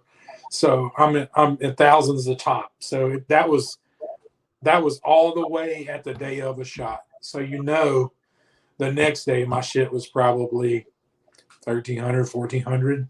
I mean, like it just was, because it was 800 when I took a shot. So it's like, but they test you. They don't really pick a time to test you. But I picked that day because I really want to see what the bottom end of my gas tank depleting was. Because when you inject, you're on the clock. That's what I was telling Ben. You start draining that. You inject, you absorb. Your body aromatizes some to estrogen. If you don't block that, it may aromatize a lot to estrogen. Then you have less test to pull from. And then once you start pulling from that, it runs out because your body's not making it. That's the reason you got a prescription. Your insurance covered testosterone, right? So you're like filling the gas tank, and if you don't have another injection by the time it's empty, it just goes empty. Yep, and that's what was going to me. Like I was injecting, and then a month later I would inject again. I was doing every 28 days, and by the 28th day, I wasn't feeling as great as it was before. Like it goes away pretty bad. Yeah, how's the age factor? Yeah, Once you're over 40, you're drop, fine. like you want to stay up. Brand's asking how's age factor and all this. The older you get, the less testosterone you produce, man. Like once you hit 40, like you ever see the Frank Thomas commercials, like the Nugenic stuff? What he's saying in the commercial is actually accurate. Once you hit a certain age, your testosterone is going to fall naturally. And if you see those dudes that are like 50 years old and ripped, that's not because they're naturally doing that shit. They're on testosterone replacement too, more than likely. But at least testosterone replacement, yeah. like The Rock or any, like, dude, they're not natural. That's not. He's 50. He's 50, guys. Yeah. But like the thing is those Nugenics commercials, what they're saying is factually accurate. Your testosterone does dip, and if you get testosterone replacement, it'll make you feel it. What they're not accurate on is, and I'm not gonna say don't sue me or anything, but I took Nugenics, and it did not do shit for my testosterone level. Like I tested while I was actually on Nugenics, and my testosterone levels were shit, like dog shit. Like if this is the lowest level you got that's natural in the body, mine was right about here. And yeah, I've been taking. Like I said, you were sitting on your adrenal glands production because it was bad. I was taking Nugenics for about 3 months, so if it was actually doing anything for me, it would have done something for me there. I mean, I broad stroke it with you, Ben, like what you're saying. I mean, without calling names, I took a separate test booster, but when I self-diagnosed that I had low T. I knew before I ever went to Low T Center, which is who I go through. I knew. I took a test booster, did nothing. They don't do anything, guys. They don't. A lot of the supplement industry is bullshit, and that's definitely one of them. That's bullshit. You got like creatine and protein powder. Outside of that, do they do anything? More than likely not. Like he's saying, Deer Antler Velvet works great for him. I haven't tried it. There are some studies that support that, but then that might be based on your body chemistry, but TRT will not be. You take TRT, you will increase your quality of life if it is declining. If you're naturally producing tests and you take the test and your levels are 500, 600, and you're 45 years old, they're not going to give you a shot. It's not a steroid mill, So you got to be sick to get the shot. Like you got to have a problem. And I had a fucking problem, and so did Ben. Like we weren't doing what we're supposed to do naturally. We're not old people. We may joke about it, but we're really not that old.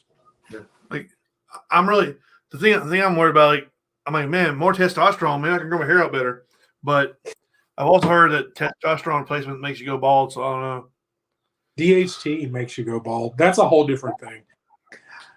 DHT is what makes you go bald, but it's I'm already bald. I don't care, but it has to kind of be in you already too. It's not going to just increase your chances of being bald. It's weird. Like that's a whole rabbit hole. Check out More Plates, More Dates if you want to watch a bunch of hair videos, and he'll explain that shit to you. But because like it's a lot. I need to keep my hair like I think for being shit. I'm gonna say it online. On the 14th, I turned 44, and I think like for a 44-year-old, I got pretty damn good hair, and I want to keep it. Like I miss mine every day, dude. I had great hair. It just left me one day, like everything else in my life. well, mine decided to turn gray. Like this right here is like nice and dark still, but like, on the sides I got gray hair, and like this thing is like, I think it's a side effect of like, I think it's a side effect of low testosterone also. But like, then I was in college after I got out of the military. I was in college one day, and I was getting ready for school, and like I had like two little white hairs that I could see in my beard. I'm like, oh, that's pretty cool. They look cool. And give me a little wizard distinguishment. And then within the next few years, I got this thing. It's just grayed out. Like I got gray hairs everywhere now. Like it's ridiculous. Yeah, the thing about me is I can't wait to be a white bearded old man. I can't wait. I really can't. I'm trying to be buff, and being white bearded is gonna just complete that. Be the hottest grandpa ever. Like, it's not gonna go white. It's not gonna go white all at one time. It does this shit right here, like dark white. But like once it shows up, man, like once the white hairs show up, it's over. It's coming. It's coming. I got plenty. It's real short right now, but this is white. Like if I grew mine out like yours, I'd have the same white streaks in my face. Just boop. I don't get to grow mine long anymore. The wifey will cut it in my sleep. I swear to God. No, she doesn't fuss too much, but I doubt I could get it back to its former glory without, divorce. So I need her. She's really improved my quality of life too. So I'm just gonna keep her. My buddy always tells me I look homeless. He's like, you'll never get a nice corporate job anywhere with a beard. I'm like, really? Because I got one now. Got him. That right there is probably a really good thing after TRT. Yes, you will get. Yeah. Okay. So you will constantly wake up with morning wood. I can tell you that. And then I got a lot for that. Okay, like if your estrogen is unchecked, right? So if your estrogen gets high, that's our actual sex hormone, and you will struggle with life. Like you will feel like you're going through puberty again really hard with that. But even if your estrogen's in the normal range, about 30, 25, 22, yeah, I mean it works. Like, yeah.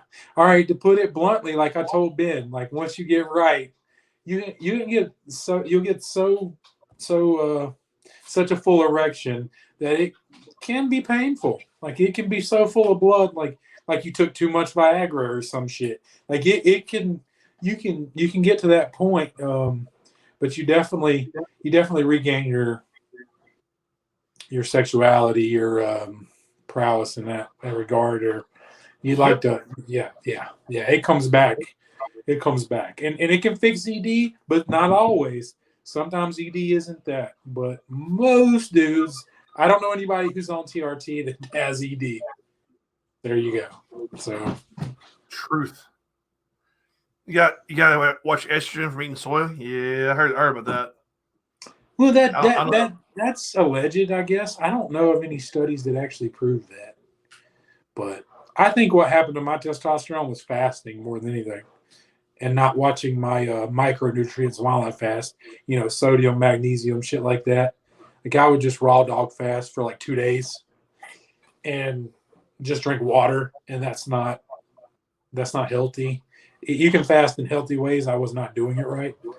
So yeah. Watch that. Watch your micronutrients, and I don't believe soy is going to hurt you. I just don't.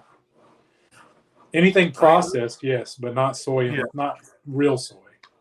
I've heard it increase your estrogen a little bit, but I don't know the science on it. So they once said that eating like chicken from chicken farms was going to increase your estrogen because they shoot the birds up so they'll grow faster and shit.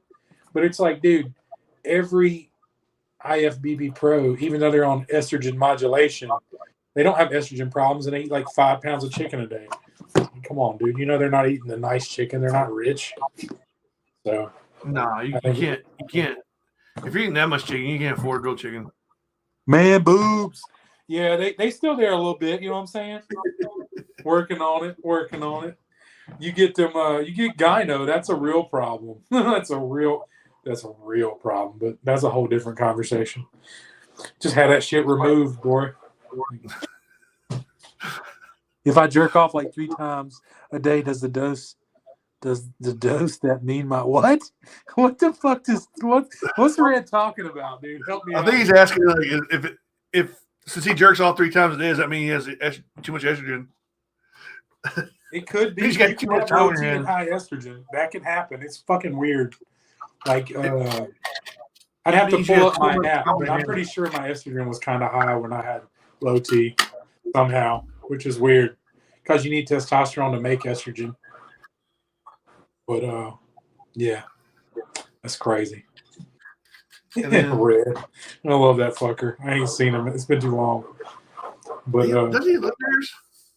Oh wait, I don't know. He still lives down there in Wilmington. I'm pretty sure. Red, where you live, man? Post up. This other dude, like the other dude, looks like him. Bo older. lives up here. Toombs lives up Oh here. yeah. Oh Yeah. Those two. I always think those two look alike.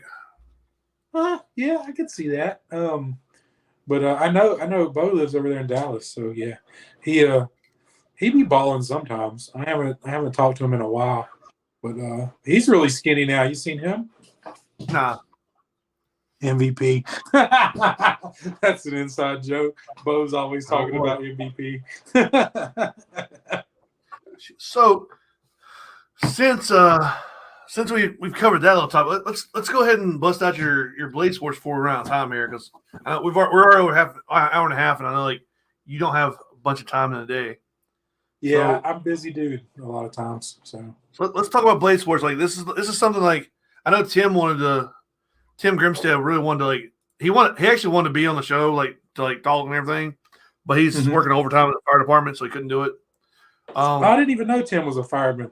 Thanks, Tim. Yeah, thanks for that. He's a big, shaven-headed, slender man-looking fireman. But my brother-in-law is a fireman. Great man. Really, seriously. But he wanted to like know about Blade Sports.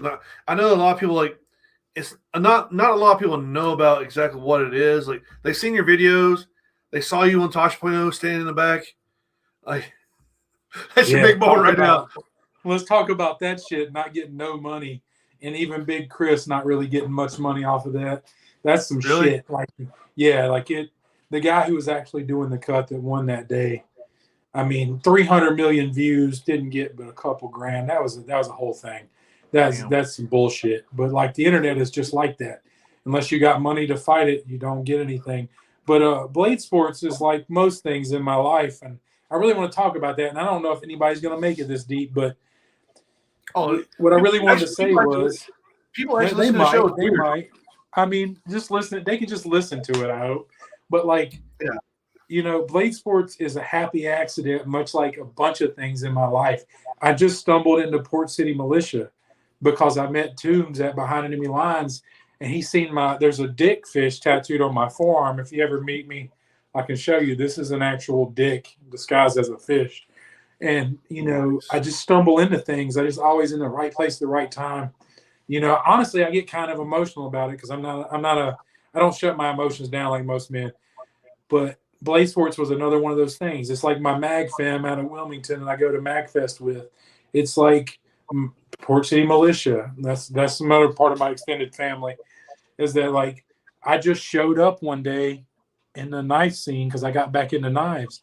And I bought a knife from Carruthers Performance Knives, which is my sponsor. And I found out they were close to me, so I asked them, could I come up and get the knife? And we were talking and hanging out because they're amazing people. I work for them now. I make knives as a profession. And once again, I just stumbled into this shit like some big dumbass, but it's great. I love it, okay? And they were like, I was talking about my hand-eye coordination and growing up playing with machetes and this, that, and the third. Because like I lived in the country, man, like kind of a redneck style upbringing. You know, we worked on cars, we chopped things, we shot things. Like we lived out here in the county. You know, I live in Gaston County, but we live out in the county.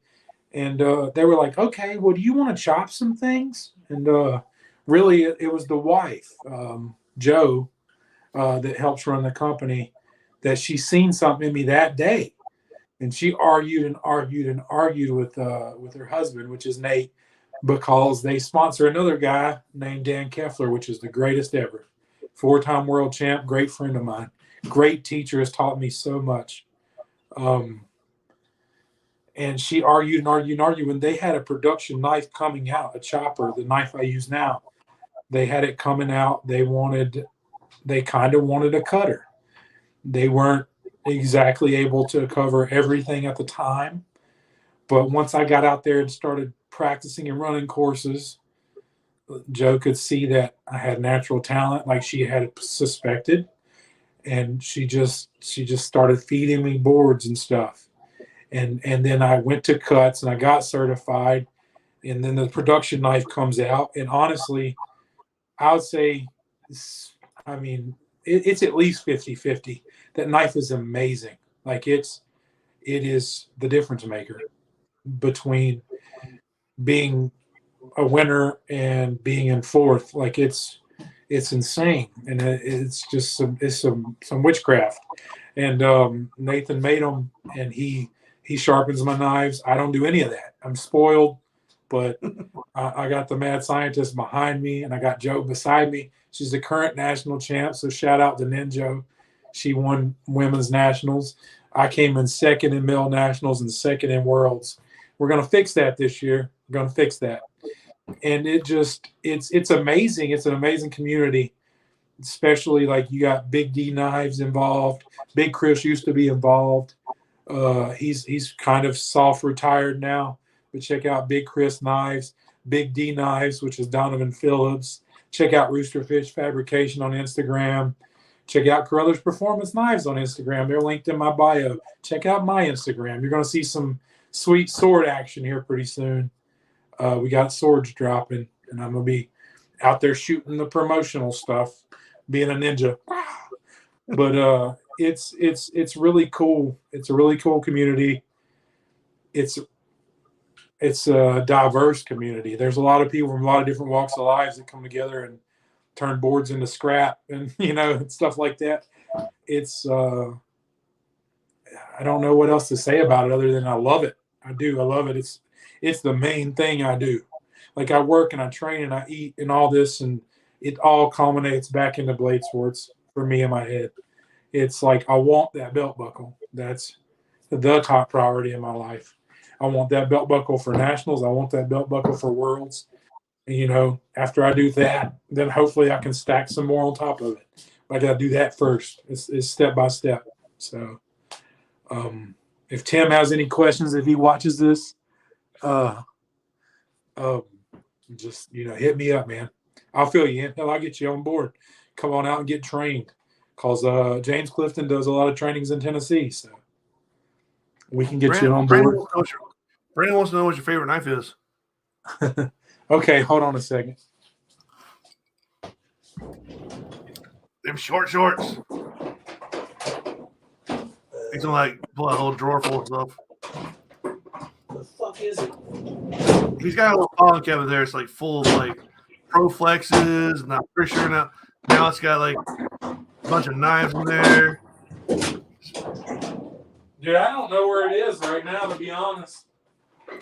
Oh hell. Oh hell, yeah, that's right. Oh hell's right. Probably one of your cats got it. It's probably either in one of your cats or a chicken's got it. Chicken running around. Chicken babies, they probably do have it. Chicken over gotta watch them. chasing little chicken. Basically, chickens are basically dinosaurs and everything. So you give a dinosaur a damn knife and it's over with. I don't know where it is. I really don't. But my favorite knife is actually a Carruthers design. It's called the Behemoth. There's a Behemoth and a Behemoth-er, and the Behemoth is it's 12-inch blade, so you can baton a lot of big stuff. It's I think right at 3/16 thickness at the spine, so it's robust. It's Delta 3V, which is Nate's heat treat on 3V, and it's insane. If you Google Delta 3V or YouTube that, you'll see him batoning cinder blocks, and the knife's still sharp. Like it's not perfect, but it's still sharp, and it's an amazing steel with an amazing man behind it, and he took it to another level. And you can't hurt those knives. You just can't. Like he doesn't make a knife that I think the common person can hurt. Like you'd have to go out and we just try to break it. In normal use, you're not going to break it. It's not going to take a bend. It's just amazing shit. Like it is. It's a very robust particle metal steel, which is not something you can forge. It's stock removal. So we get it in sheets and we machine it.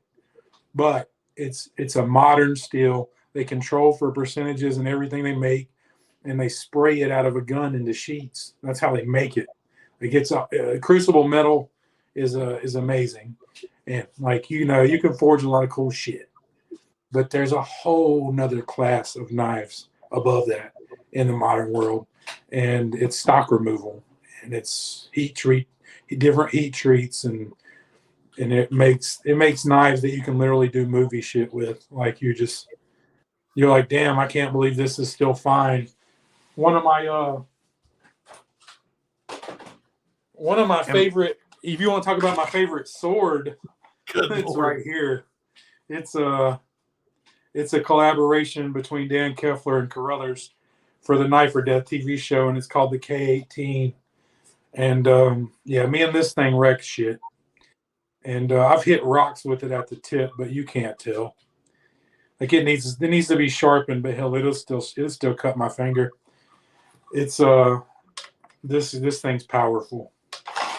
Yeah, it looks huge. I know Brandon asked typical angle for sharpening for a sport. He said he doesn't sharpen his own knives though. He has somebody do it for him. So he wouldn't know that there. But I can answer it. There's 3 different edges on my knife because I was gifted with the ability to know exactly where I'm laying a knife into something. So you got a really thin angle at the tip, like 15 degrees, I think. Don't quote me on that. I have to ask Nathan. He's driving back with a machine, so I can't text him. But it's real thin and real steep at the tip. So like 15 degrees per side, maybe even 13 for like cutting road straws and stuff like that. In the middle and toward the bottom, it's more 20 degrees, I think, per side. If I'm pretty sure it's more closer to that. And that's because that's where I hit boards. That's where I'll hit an oak dowel. Because Blade Sports is a test of a knife that's trying to hurt the knife. And it's my ability combined with the magical steel he's using, which is Venatus 4 Extra from across the pond. We don't use CPM 3V. We use something else. But it's slightly better. And our knives are 63 Rockwell. Nobody's going to know what that means, but you can Google it. And we just beat them through wood, through oak dowels, cut cans, cut whatever. And we rarely have any edge damage unless I make a mistake. If I make a mistake, I can bend the knife.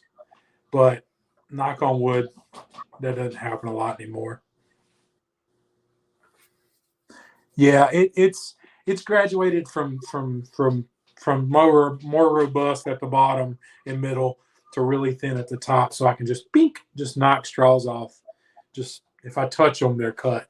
So, and I got to cut this crinkle straw in this big of a hit zone. Like it's got to be above the crinkles and below the top. I can't just walk up and cut the straw. That doesn't count. So there's a degree of accuracy. Here's the thing, why is knives have become a real popular thing over the last few years. I know a guy, Jesse Ferguson in Arkansas. He used to play for Northwest Arkansas United, but he makes knives. He sent me one day. I bought some ProFlex stuff from him. He sent me one. There was a guy on Rebel Force Pirates who tried out for Forged in Fire. Like it's Right. just knives have like become like a real popular thing over the last few years. Why do you think it's the reason why? Because of stuff like Forged in Fire. Shout out to Ronin Tactics. What's his name? Sue. I'm messing this up, but his name is, he's a cool dude. Ronin Tactics on Instagram. Ronin Tactical. Check out their tactical stuff. Sweet guy. Nice dude. I've met him at Blade Show.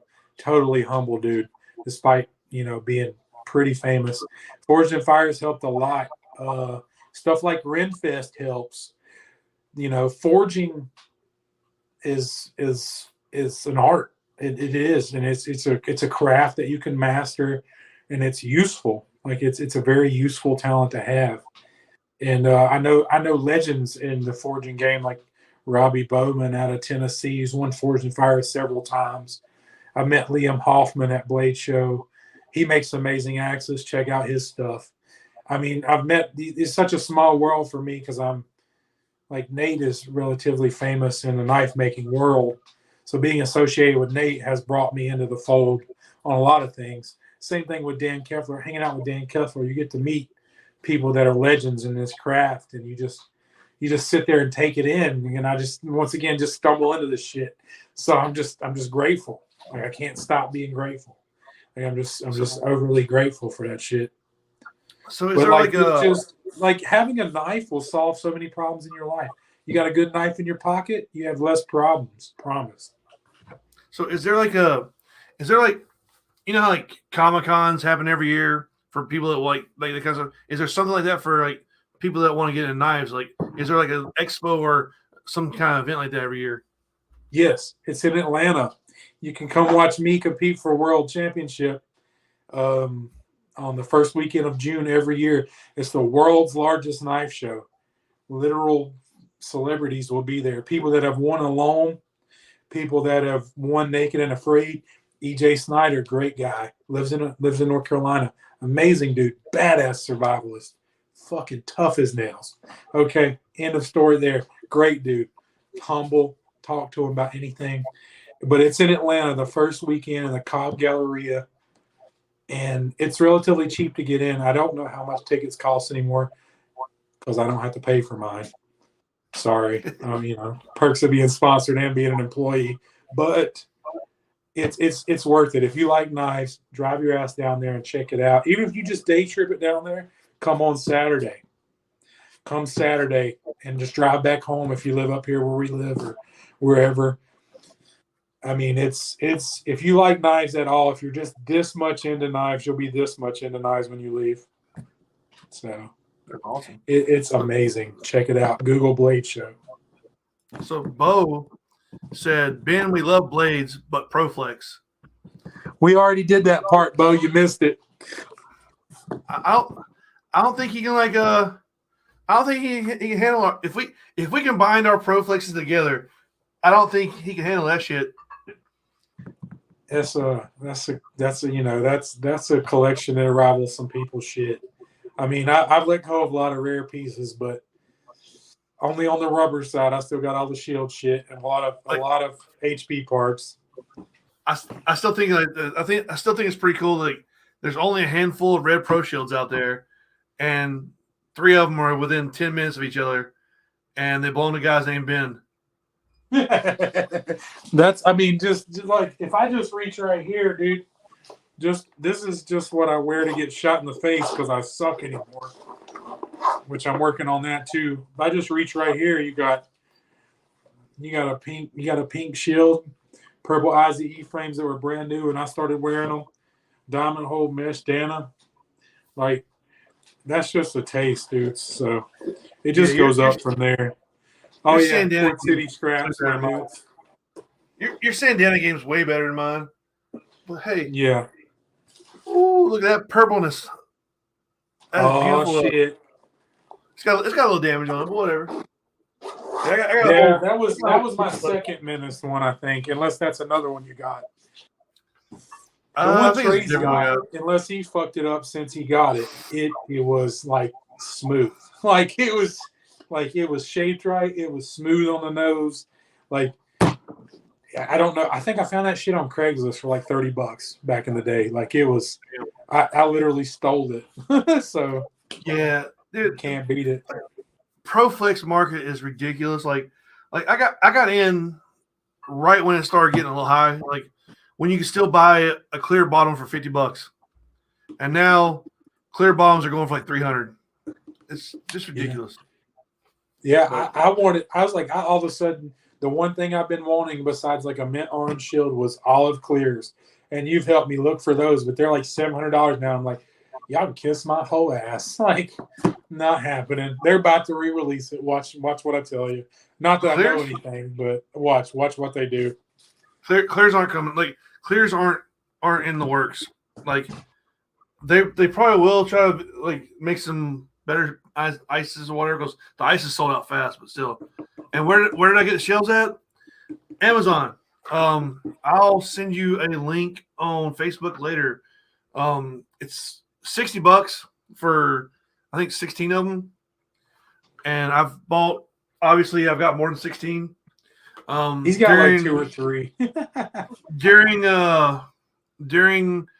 Black Friday deals on for Amazon, they were like $35 for like 16 of them. So I bought a couple of during that time too. And obviously, I've got everything. I got my bar set in one of them.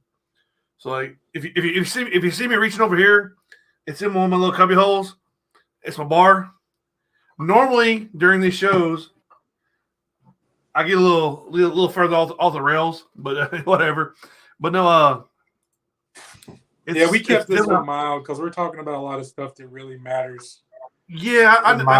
Like, I know you don't want to like have me say stupid stuff and ruin it. So I was like, okay, but I want to give a shout out to this guy over here, Loft 817. Like, I'm going to the Charlotte Curiosities Festival or Expo, and he posted something on one of the pages about one of his tapestries he has. Like he does custom artwork, and like it fits my walls. It's I bought the Skinwalker, Bigfoot, Boogeyman, and Wendigo. Just like because I like paranormal stuff. And like this dude, like it's pretty badass work. I ain't gonna lie. He's got a lot more stuff, but like I just wanted to since it's like it's in the video here, so I want to share it a little bit.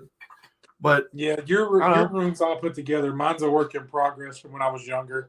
So anything you see behind me, maybe ignore it. But you know, a lot of it from when I was younger. Let me tell you about this house real fast. All right, so I bought a house. I've got a bed and some like cheap Amazon furniture in the bedroom. My spare bedroom has nothing in it. This room right here is the most completely set up room in my entire house. My living room's got a TV and like some couches and everything. Nothing on the walls. Nothing else. And my next thing I want to go invest in is my jacuzzi room. But like this room right here, I've actually taken my time with and like bought stuff and like set it up right. Like if this section right, the rest of the house is kind of bare. Like I bought dressers off of Amazon for like $40, and that's what I'm living on. Like the drawers made like canvas. That's what I'm fine with. Like I'm gonna spend most of my time. Like most of the time I'm in the bedroom, my eyes are closed. I'm sleeping. Most of the time I'm in the office, I'm actually doing stuff. So I got this big desk right here. I've got a desk over there. I've got, but like the rest of the house like kind of bare. But eventually, once I'm like, I got some jerseys on the wall, and like, eventually when this room's over with, I'm gonna expand out. But as of right now, it's just whatever. Well, but I don't know. I try. Like I had to have a place.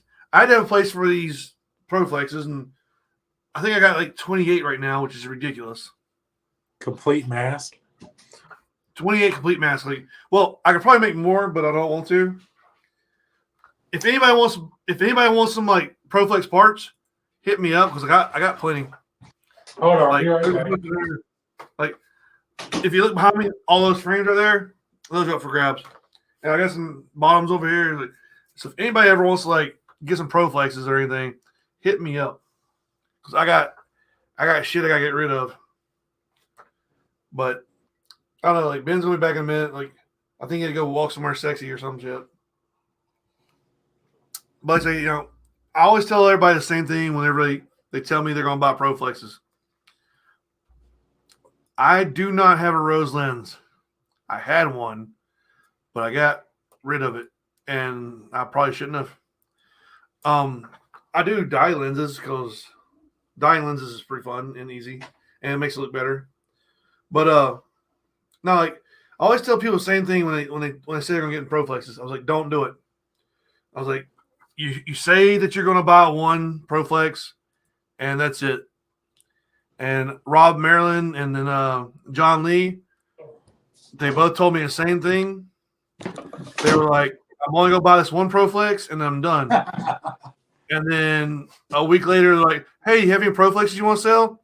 And then a week later, hey, look at this Proflex I bought. And then a week later, hey, you got any Proflexes you want to sell? And now they have collections. I tell everybody the same thing. I'm like, don't do it. Don't get into it. I was like, spend your money on something else. Come here, Bubba. Come on. My son's talking to me. Come on, Bubby. Let's go markers, mag. I got some markers over there. I just bought a black magic. I got to get upgraded. Look at that kitty cat. This is the Bert. He's like, Daddy's been in there for 2 hours. I am going in. And this is my dogs are starting to stir again. They're like, hey, let's go. We got. They want me to get up so that I can go in the living room. They can lay on the couch with me. They're pains in the ass like that. Like, hey, get up so we can go lay down. Like, yeah, motherfucker. This one's screaming it's bedtime. I'm sure. I go to bed early normally. He's like, what's going on, Dad? Look at him. He's like, what is this shit? I try to go to bed early, but it doesn't happen. Like, they're when I'm at home, I work at when I work at home, I'm up at 8 o'clock. When I'm working in the office, I get up at 5, and I go to bed at the same time, no matter what. Like probably like 11 o'clock at night. Like, I'm pretty dumb about it. Whew. Sleeping's way more important to me than that. I try to go for 9. Usually it's about 10. So, damn. Yeah, like I try to get 8. If I get 8 hours, I'm happy. Like normally, like okay, so when I was working in the field 4 days a week, those 4 days a week, I would probably max out at 12 to 16 hours of sleep. I don't like going to bed. So like get up at 4:30, go to bed at 11, go to bed at 12. Like gotta get some sleep better. You can live on it. It's just not great.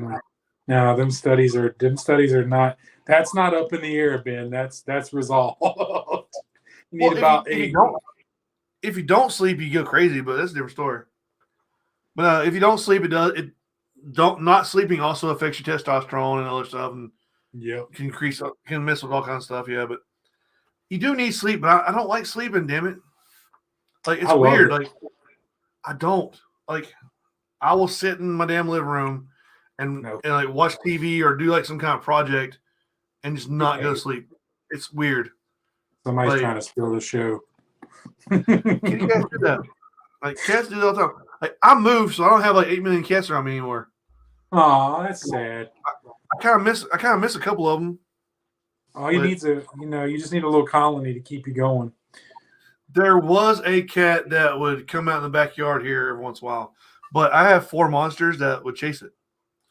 So yeah, they got some prey drive, I'm sure. So I think I heard coyotes out there the other day too, so they might be going after cats too. Yeah, man, they're everywhere, dude. They're in my backyard all the time, and I'm just like, y'all better go on some damn where.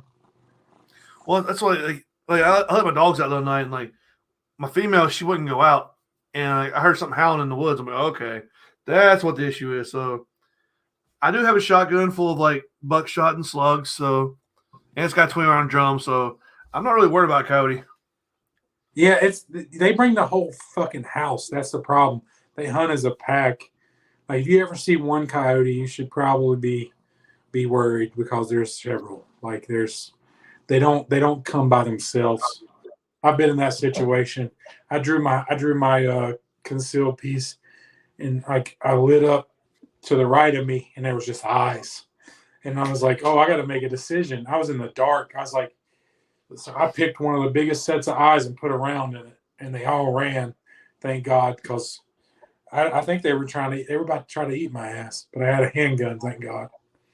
Like I was just like, I turned that Surefire on and swept right. I was like, oh shit, I got a problem.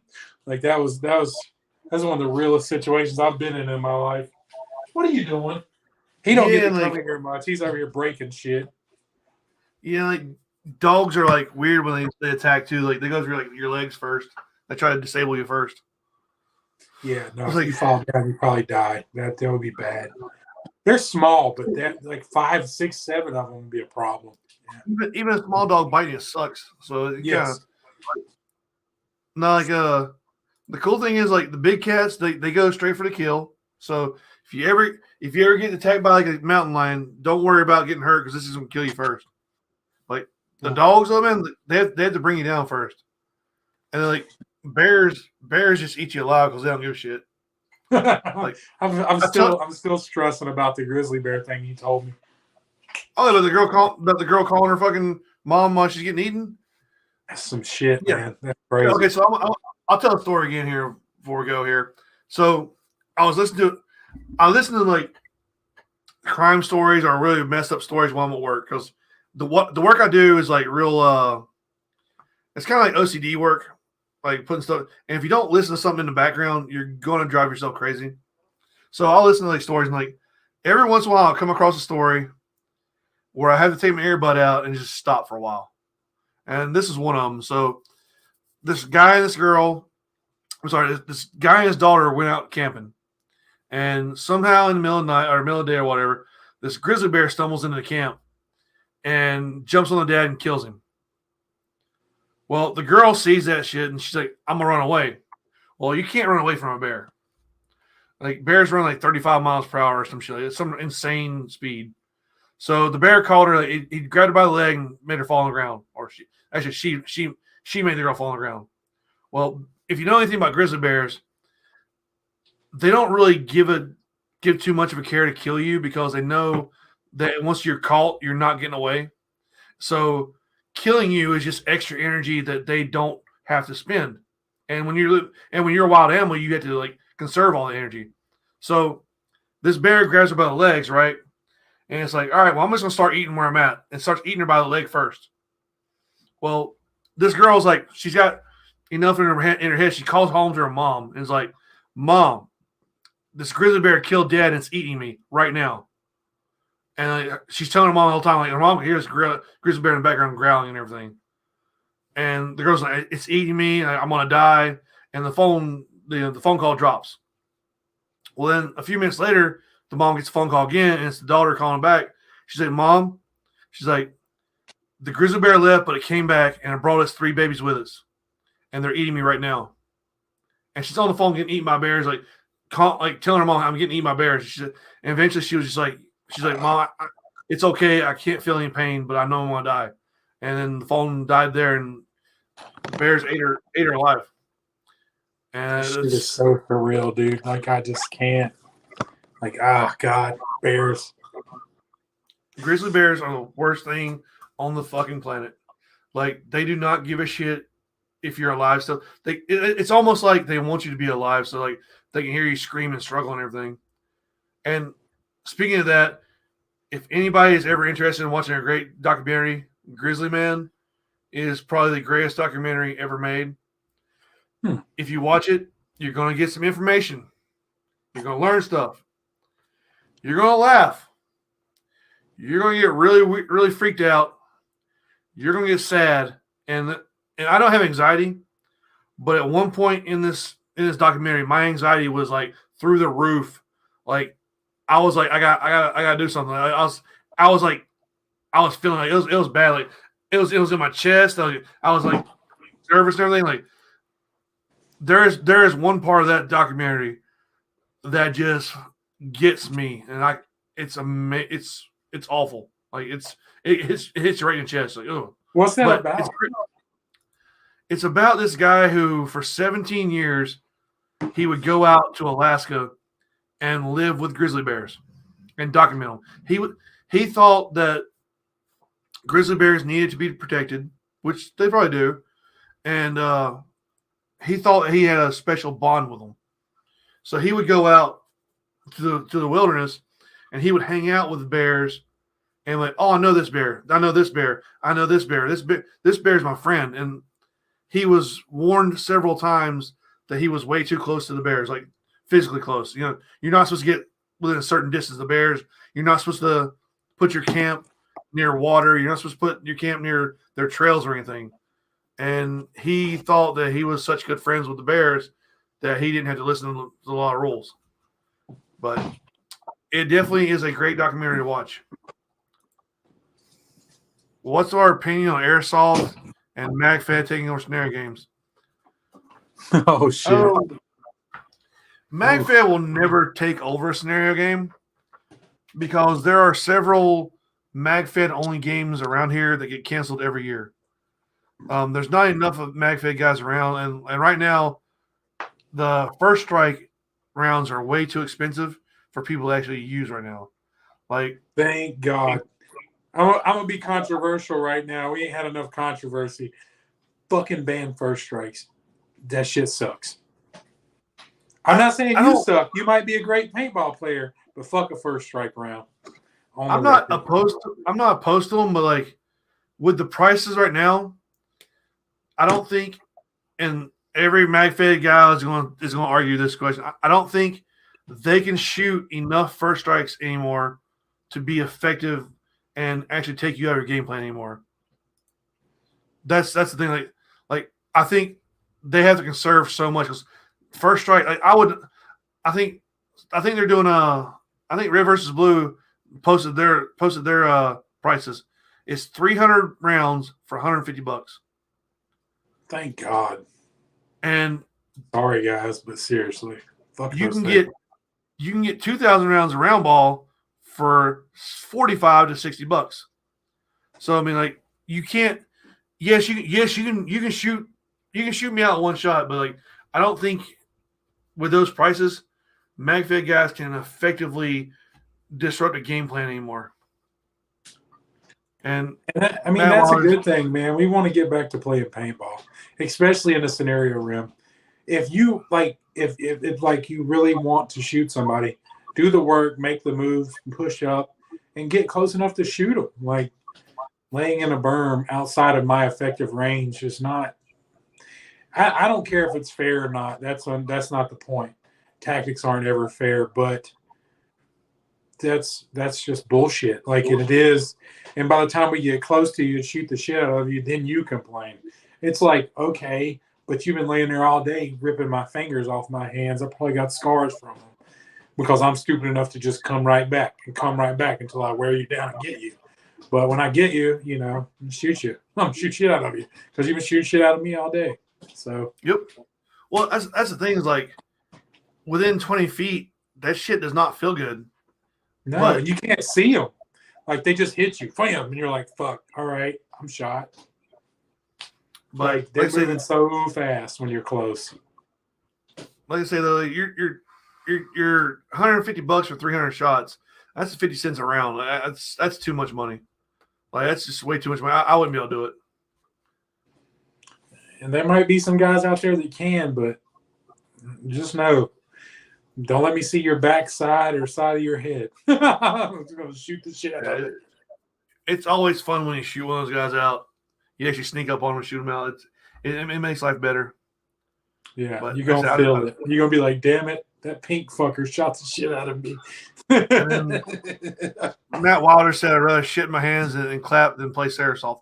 Honestly, airsoft is way too slow of a game for me.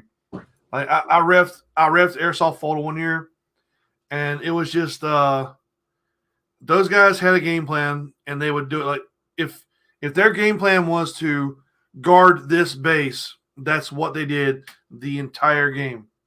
Like, I watched guys sit down back to back at a tree and then pull out MREs and start eating them, and they didn't move because nothing was going on there. It's not for me.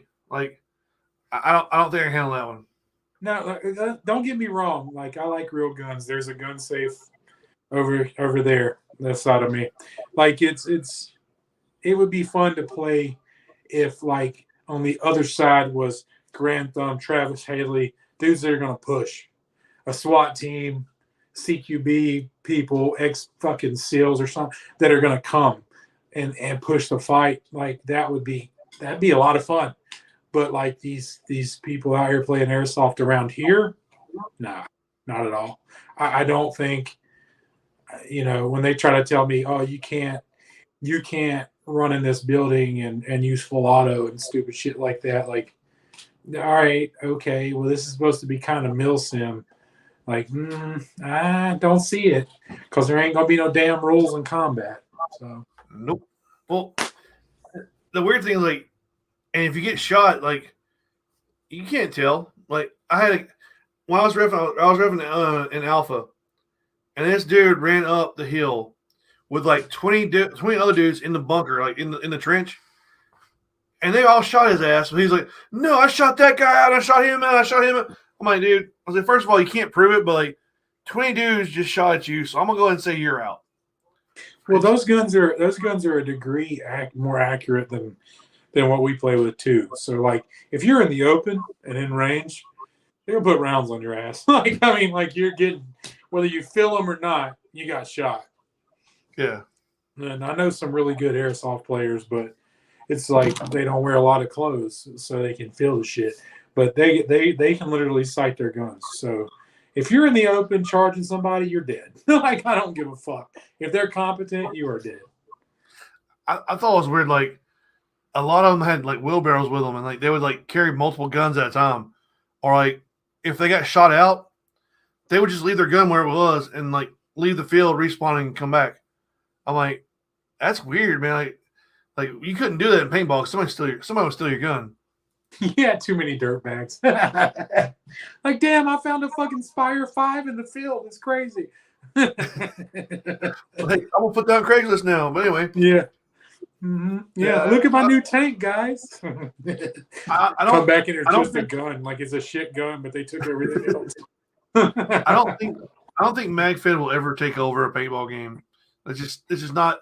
It's not feasible right now. Like if you like, I like I said, I know MagFed guys are gonna get mad about it, but like if you send up a MagFed guy with 8 rounds or 10 rounds or whatever of round ball in his magazine, and you have a guy with like a new LV2 or something with like 180 rounds in his hopper, the 180 rounds is just going to win by sheer volume alone. Yeah, that's like saying you're going to take your M9 or the SIG 320 versus a belt fed. You're not going to win that, bud, unless you get lucky. You're not going to win that. I think MagFed is good for what it is. If you need somebody to shoot somebody long range, that's fine. Or if you need somebody to sit back and shoot people or whatever, or if you want to play that kind of style, it's good for you and it's good. I don't think it's ever going to take over the game though, because a lot of people out here would rather shoot 20 balls per second or 15 balls per second than instead of shooting 8 rounds and then having to reload. And exactly. What about playing paintball? Playing talking shit. That's a lot of fun. Port City's pretty famous. Actually, you know what? We shoot each other all the time. 4WO's come back strong. Coming in strong, I mean, shooting your teammates is half of the fun. Seriously. Shooting teammates is great. Shoot, what is it? Who's it you like to say? You like to shoot Matt Sossman a lot, right, Ben? It sucks shooting Matt Sossman because that motherfucker will snap shoot you, and he will aim for your face, and it's the most impressive. It will be the most impressive shot you've seen. Like I say, he got me good. Like I shot him in the back at Folda one time, and like how you shoot somebody, like you look away.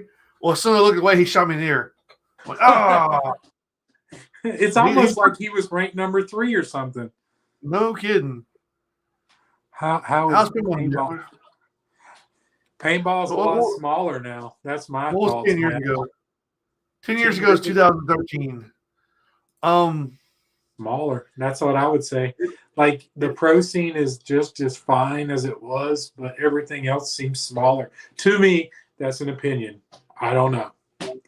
Has it grown? Have GI made more money than ever? I wouldn't fucking be able to know. But like I say GI because they're like the only company that matters, just about. But like, yeah, it just seems smaller to me. And I mean, I only started in '08, so '08 or '09. So I'm not that. I wasn't in the glory days. I remember seeing it on TV, but I didn't know what it was. Well, What do you think? I know CPX and DJ. They've taken a large chunk of the scenario games because he has games in Maryland, Michigan. He has one in North Carolina, one in South Carolina, Hawaii, and like he's supposed to have one in Texas soon. So he's taking his games are pretty much taking over the scenario world. Like Well, it brings a consistent game to you. Like at least you know what the game is going to be. You know the game is going to be a certain size. You know it's going to be a decent field that it goes to. But that's because like back in the day, you used to be like I say, you used to be able to play like 13 or 14 games in North Carolina. But now it's like next year might be different, but like this year you can't really get that many games here. yeah, I mean, thanks to people like you working their ass off, it's coming back. But it's a long road. It's a long fucking road. But like what you're saying about CPX, back in the day we had MPP. Back in the day we had MPP games, and a great man, a wonderful man. I mean, I love dearly. Part of, I consider him family. Ben Torselli run MPP games, and it was much like what DJ's doing now. He kind of had a monopoly, and his games were immaculate. Those were some of the best games. They were always consistently fun. 300, 400, 500. I mean, there weren't 1,000 people, but there wasn't 1,000 good players then. There just wasn't. You had the best of the best showing up to those games, and we would just stomp each other back and forth. It was good. So I mean, I don't think the DJ thing is a bad thing. I don't think No, it's not. him monopolizing kind of. It's a bad word, but it's a good word for paintball because whenever you have somebody spearheading in the right direction, we're like, hell yeah, get behind him, and he's doing that. So well, that's the thing is like it's a consistent game that you can go to. Like if somebody says, "Hey, what do you expect this game?" You know what you're going to expect. You know you're going to expect a certain amount of players. You know you're going to expect a good game. You know you're going to expect it's at a decent field, and more than likely you're going to have to see the same people there at every game, which that gets kind of old. But like I do like going to new fields and meeting new people, but like with those CPX games, you do run into the same people, but it's not a bad thing either. No, that was much like that back in the day. You'd pull up to a Charleston game, to a AVP game, and you go in the camp area, and you feel like you're just going to your homie's house. Like it was great. Everywhere you look, hey Port City, hey Bennieboo, hey hey fucking Tombs, what's up, man? And like it's one big ass family. I mean, 1,000 people ish, but still a big ass family. Because even if you got 400 people on the field playing, you got to think of the people that came with them, their kids they're bringing up in the sport, their wives, their boyfriends. Because there's a lot of female players. Like there's a good chunk of people there for you to hang out with, to become friends with, to get to know, and it's not a bad thing. It's not. No. Well, I think next year though, like we are going to have quite a few games in the North Carolina area. I'm gonna do 3 myself. Like in games gonna come back next year if this one doesn't shit the bed. I've already told people I'm probably gonna start the game off with the final battle. Like the final battle is gonna be the first thing that comes out. And oh shit, that's smart. I'm trying to give people I'm trying to give people different stuff. Like I don't want to like do a bunch of LARPing in my games, but I want to give people something like that you can actually talk about later. And with in-game, like I said, with in-game, like I've talked to a lot of people and like we've pretty much narrowed down how to make this game fun. Like we're using almost every piece of the part. Like we're going to do 10-man in the middle of the game just because. And but do foes, but we should go. Okay. So I think what I'm trying to do, like I'm trying to do a couple games next year. Like I'm trying to make a series of games next year where like you play one game and it leads into the next game, but the next game's be a bigger game.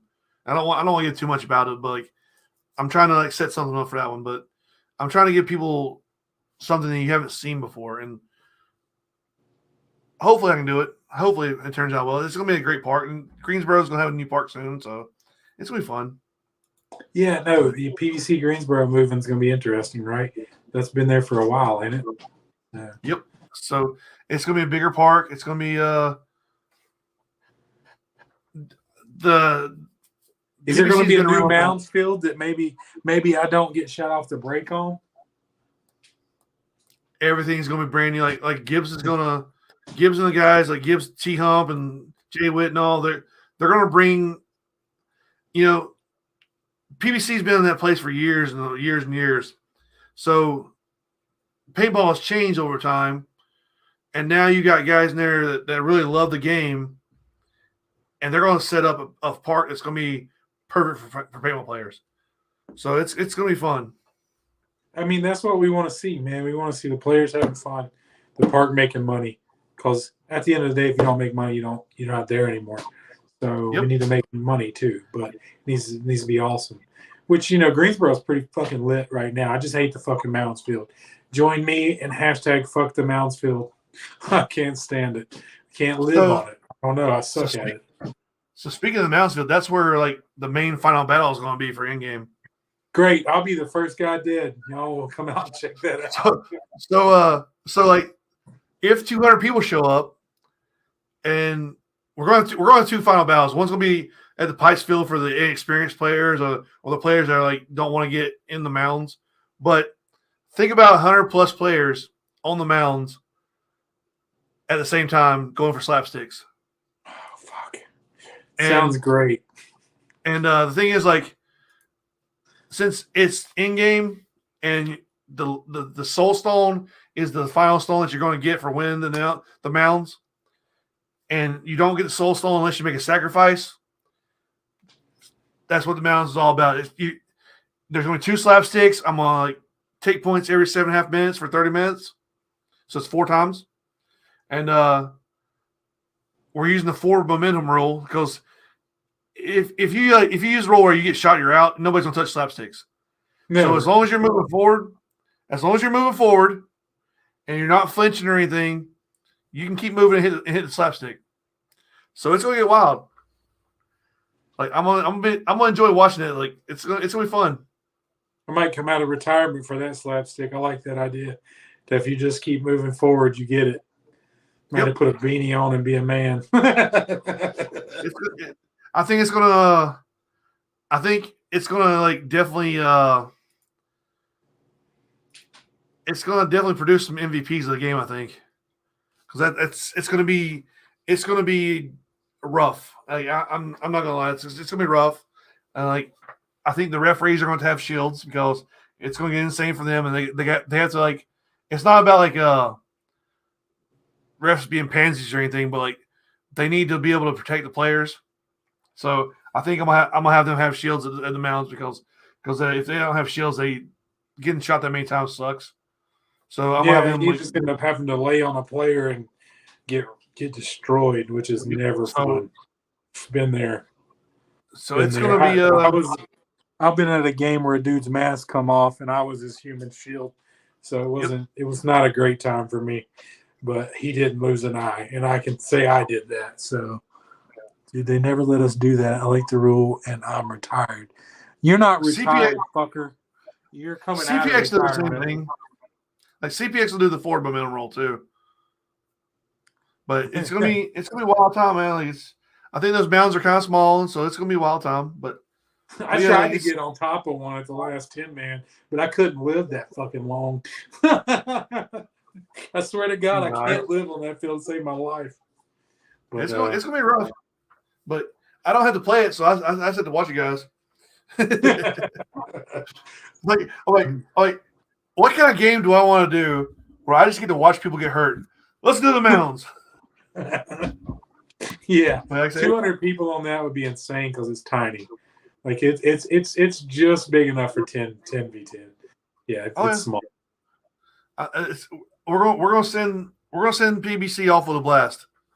Like it's gonna be this will probably be the last scenario there unless something crazy happens. Oh wow, what a way to do it. 100%. I believe in you. I support you, and I'm close to you. So let me know if you need help. I don't want any credit. I can just help. So I might need help because like I'm already working on more props. Like I don't want to give away everything, but this is going to be a ridiculous prop. I'm trying to avoid that. I'm pretty sure if like if you follow Marvel and like this is not completely together, you can probably guess what I'm making. Like you can probably if you use your imagination, you can probably guess what I'm making here. It's gonna be yeah. It's gonna be fun. Sweet. Like but I probably won't be done till tomorrow with those, but do some short games. Like I might be doing some short games like at Rock Hill, but like okay, so Rock Hill I'm actually planning on doing I want to do a Pokemon Go live event. Oh shit, my wife might be into that. It will be with paintball guns. Like it'll be paintball gun. It'll be paintball plus Pokemon Go, and then I want to do for Easter. I want to do Dragon Ball hunts instead of like Easter egg hunts. Oh shit, that's sweet. And then I'm thinking about doing a Scooby Doo adventure for Halloween. Harley Quinn. Are you going to dress as Harley Quinn, Brandon? Because I think that's the best choice. If you cross dress as Harley Quinn, we'll make you a mallet. I'll do it if you won't. And then Jill can be Joker. No, he's got the wrong hammer there, but Stormbreaker. I wish I could figure out a way to make Stormbreaker though. That'd be pretty nice. I think you spelled Mjolnir wrong, Bo. Possibly. But it's not gonna be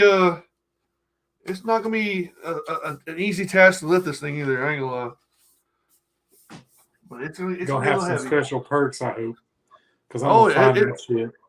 I'm working on it. Like okay, so like all the Infinity Stones are gonna be easy to find because that's part of the game to help out the general. I'm thinking about making a couple props that are going to be not so easy to find, dude. And let me tell you right now, that is a reference to Peacemaker, and Peacemaker is the absolute best thing DC has ever done on TV. Wait. Listen, on TV, okay, but I'm just saying, I don't give a fuck what anybody says. Black Adam was not that bad. Like they've done way worse. Way worse. You like that movie because you're a fan of The Rock. There is no way on Instagram, but still, there is no way that you can sit there and watch that movie. Okay, even if you just watched Black Adam as a standalone movie, right? It is not a good movie. Like you cannot sit there and say Black Adam was if you take all the DCU away from it, and you take the Superman bullshit. Spoiler alert: you take the Superman shit away at the end, and you sit there and say this is and you go by a standalone movie. It is not a good movie. I said it wasn't that bad. First of all, I didn't say it was good. It was boring for me. It was. I just have a soft spot for Black Adam and Shazam. I love the Shazam character. I hope they keep him. But, I mean, I don't care whether The Rock goes or not or whatever. But at 49 years old, he's putting his life on the line to look that good. Like, I don't know if you know this, but that's not CG. That motherfucker looks like that. I don't know how much gear he blasted. Yeah, he looked amazing. So, Shazam, I like Shazam. Shazam was a good movie. I liked it. You know, it was a fun watch. Like it was fun. It was kind of like some original stuff. You know, it was nice and everything. You know, it had a good plot. You know, nothing really felt rushed in that movie. It just Black Adam was just boring to me. Like it was boring for me. But we're going back to Peacemaker, and Peacemaker is the greatest thing ever. I love that show so much. 100%. I can't wait for season 2. That gets the Ben squared, the B and the B approval. That if you haven't seen Peacemaker, fuck, cut this shit off and start right now. I swear to God, it's so good. Like, I watched the first Suicide Squad. I liked. I didn't like the second one too much. Yeah, the second one was like, this should be better than it is. I was sad about how not good it is. Yeah, I feel like it could have been better. Seriously. Like, and even the Zack Snyder cut of Justice League was good. Let me get another beer. Hold on. I hated the fucking original one though. Peacemaker is second best superhero series period. Really? WandaVision? You thought WandaVision was the best? Have you seen the other MCU movie TV shows? Because like WandaVision is not the best MCU show out there. Like WandaVision, I almost gave up three episodes in. Like if you watched the whole entire series, the last 2 episodes pay off for what you watch the rest of the time. Like it was actually a good payoff. I would not say it was the best MCU TV show. I put that below Falcon and Winter Soldier. Falcon and Winter Soldier I really liked. Loki was way better. I'll even put Hawkeye above WandaVision. That's how I feel about it. Like Hawkeye, I like Hawkeye. Like it was more down to earth. But WandaVision was just I think it was too ambitious of a show, and it stayed with the sitcom stuff a little too long. Like I think it stayed with the sitcom stuff like an episode or two too long, and it kind of like just went eh. But Loki was probably the best out of all of them. Loki was great. Like I like Loki a lot. Port City Shorts, boys. Port City Shorts. Get yours from Ben. But no MCU television show even compares to Peacemaker, damn it. Peacemaker number 1. Man, John Cena killed that shit. John Cena killed that shit. And they let him, so that's the good part. Like, you can't see him, but he killed that show. Like he was like, let me be like cool muscle dude, but also like let me be a dirtbag, like dude that bangs like all kinds of different trashy people, and have a pet eagle named Eagly, and bully my buddy who like is a psychopath. It was his fucking teammate. What's the dude's name? I forgot. His sidekick. I just forgot it. Oh shit. Anyway, his sidekick is awesome. No, there's something. Loki's my third favorite. What's your top 2 then? He thinks WandaVision is number 1. Dude, all right, look, Scarlet Witch is fucking. They're doing her good, but Marvel's not fucking up a lot. Like Kang is gonna set a new bar though. They did dance sequence all in one take. Huh. That'd be great. Like the opening. You mean the opening? Yeah, the opening. I like the opening. The dance was pretty fun. But get my Chris Wrangle on right now. You know what I'm saying? Nice.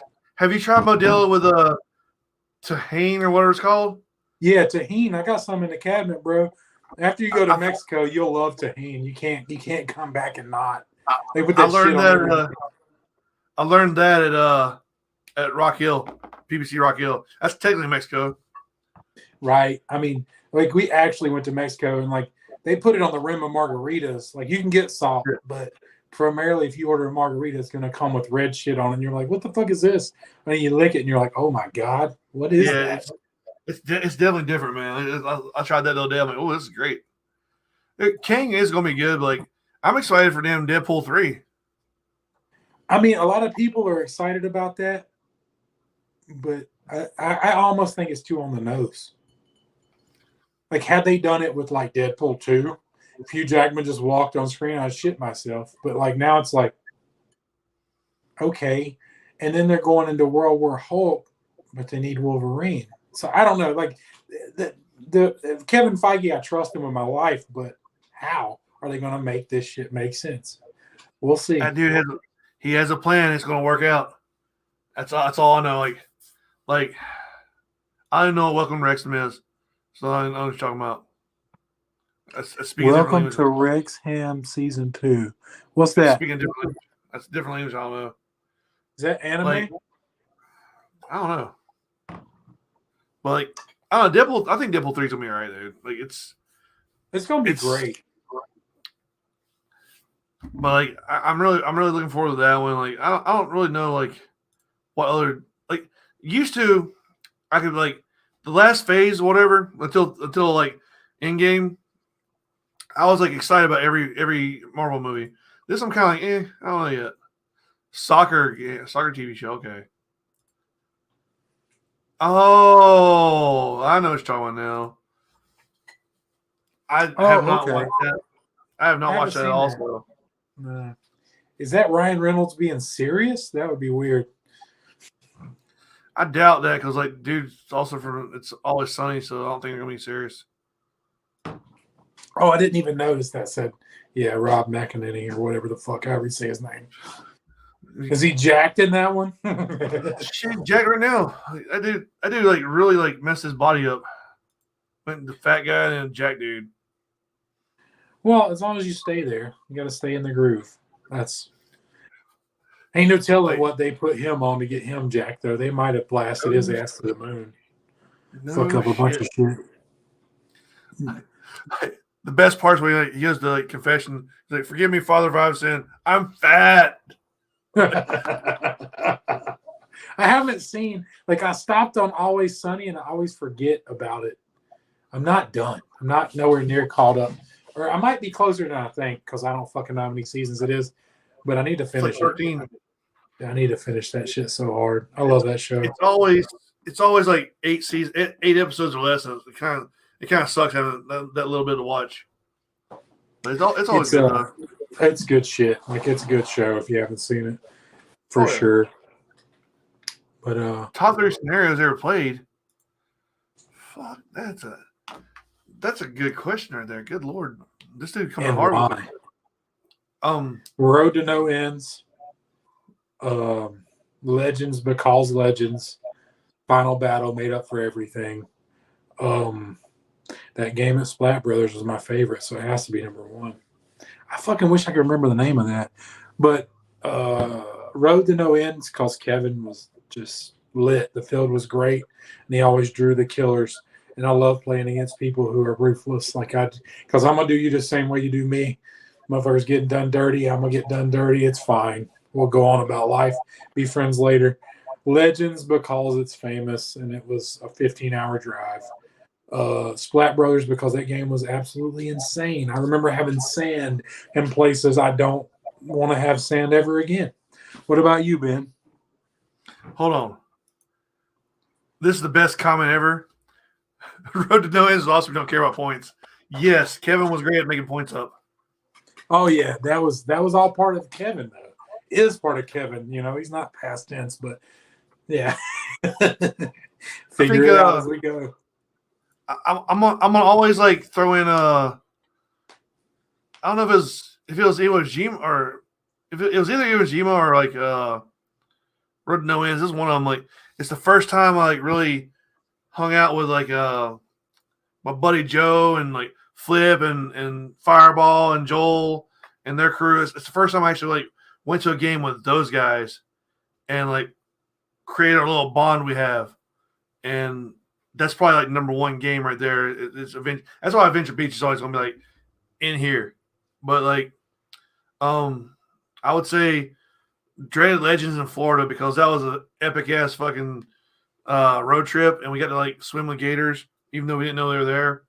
I disappeared for fucking 3 hours. I have no idea where I was at, but the field was great. Like flat land, all flat. It was a good game. And then Bones and Ashes is like definitely up there now. Like it's a quality game and a great field. So like, you can't say anything bad about it. So it's definitely on my top. Yeah, shit. Black Ops is like my new Charleston for me, honestly.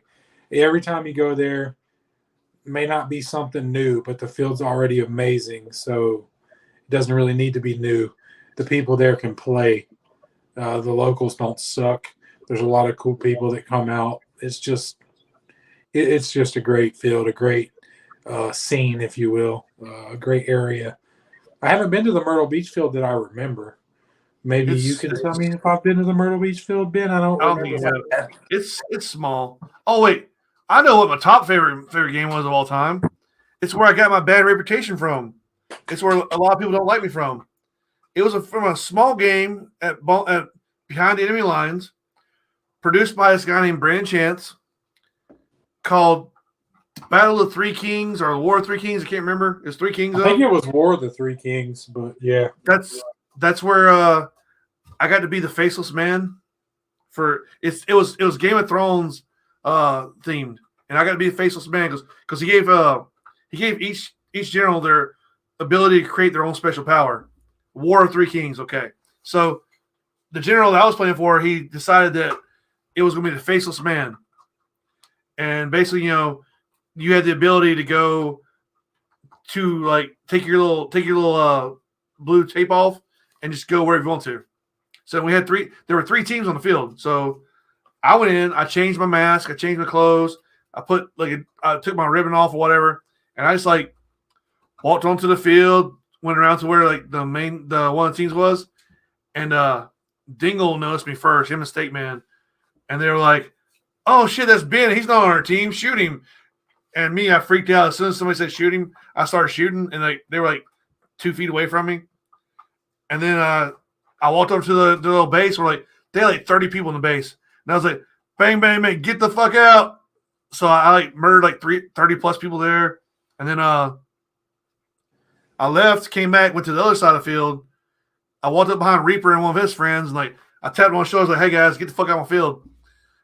And then I went back and I tried to tap the first team again, but like as I'm walking down the whole crew, I'm talking to guys like they're not on my team. I was talking to them, "Hey, what's up, guys? We're going to our base, everything, like blah blah blah blah blah." And that's when everybody like, noticed me and started shooting at me. I was like, ah. But I definitely had fun there. Like I got the MVP on that game, and like I think I deserved it because I was wrecking ass that game. And they even gave me a shield, and I was like killing PBS guys trying to come up the hill after me. It was good times. Man, behind enemy lines is where I learned to play. Yeah. Matt was here. I don't know if he's left or not, if he's still here. But, Matt Wilder, one of the first guys I ever played with. And behind enemy lines, man, there was not no games there, but I was there every weekend. And that's where I came from. That's where I spawned from. That's where Bo found me. That's where he's like, "Is that a fucking dick on your arm?" And we were friends ever since. So just one of those Ben things. I've got the jersey in the car when you're ready, Matt. You let me know.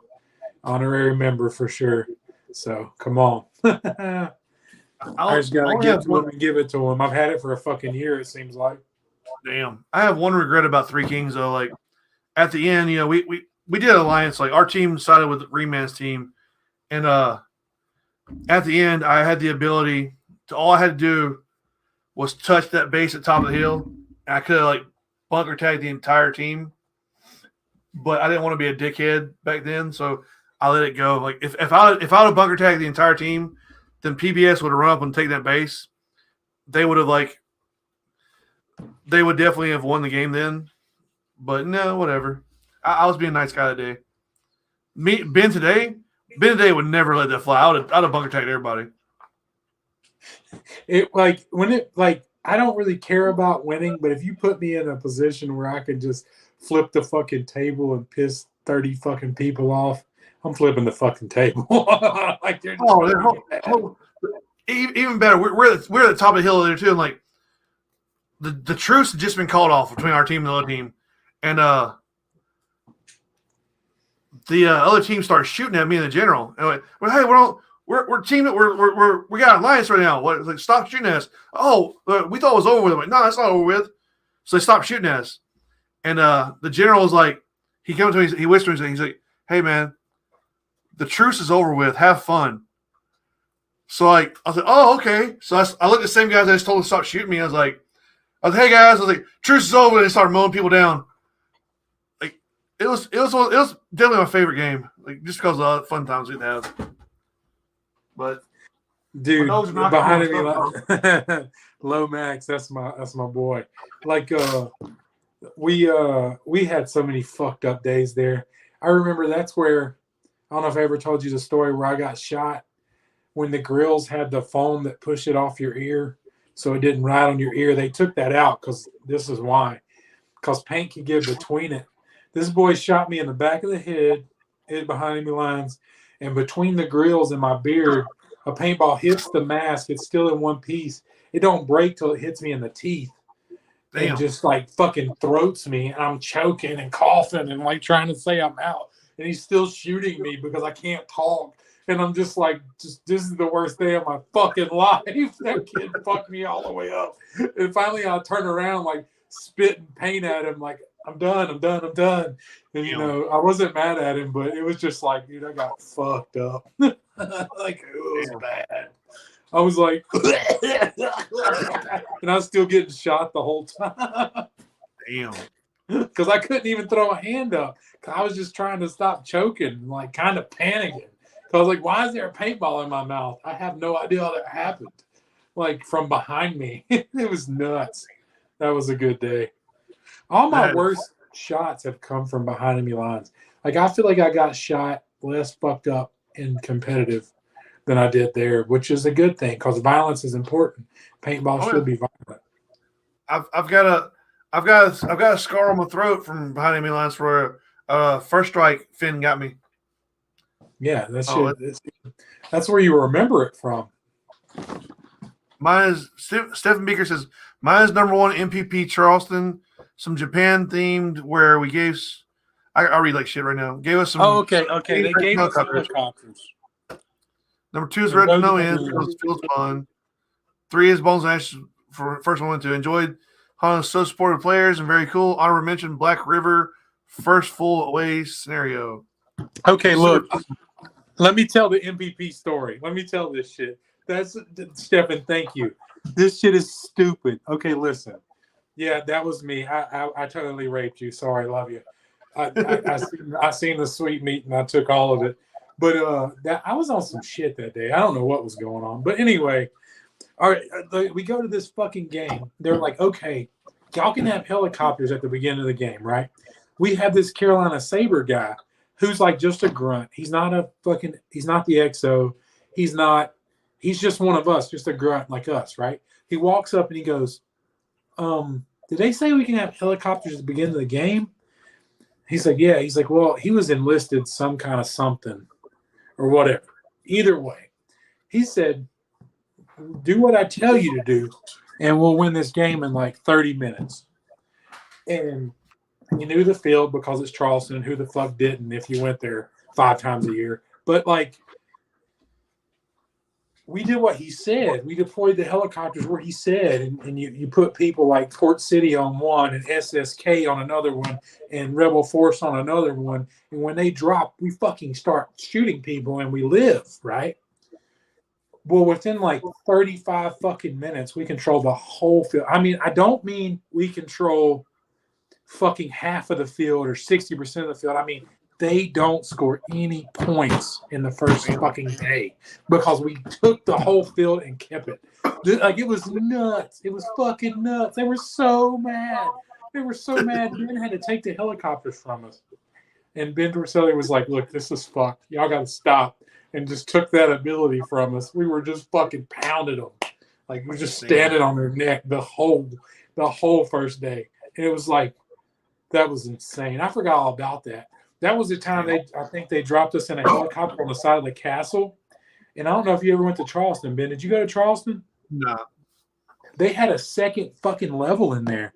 So we flew a helicopter right to the edge of the castle because they didn't have weird rules like that and landed it.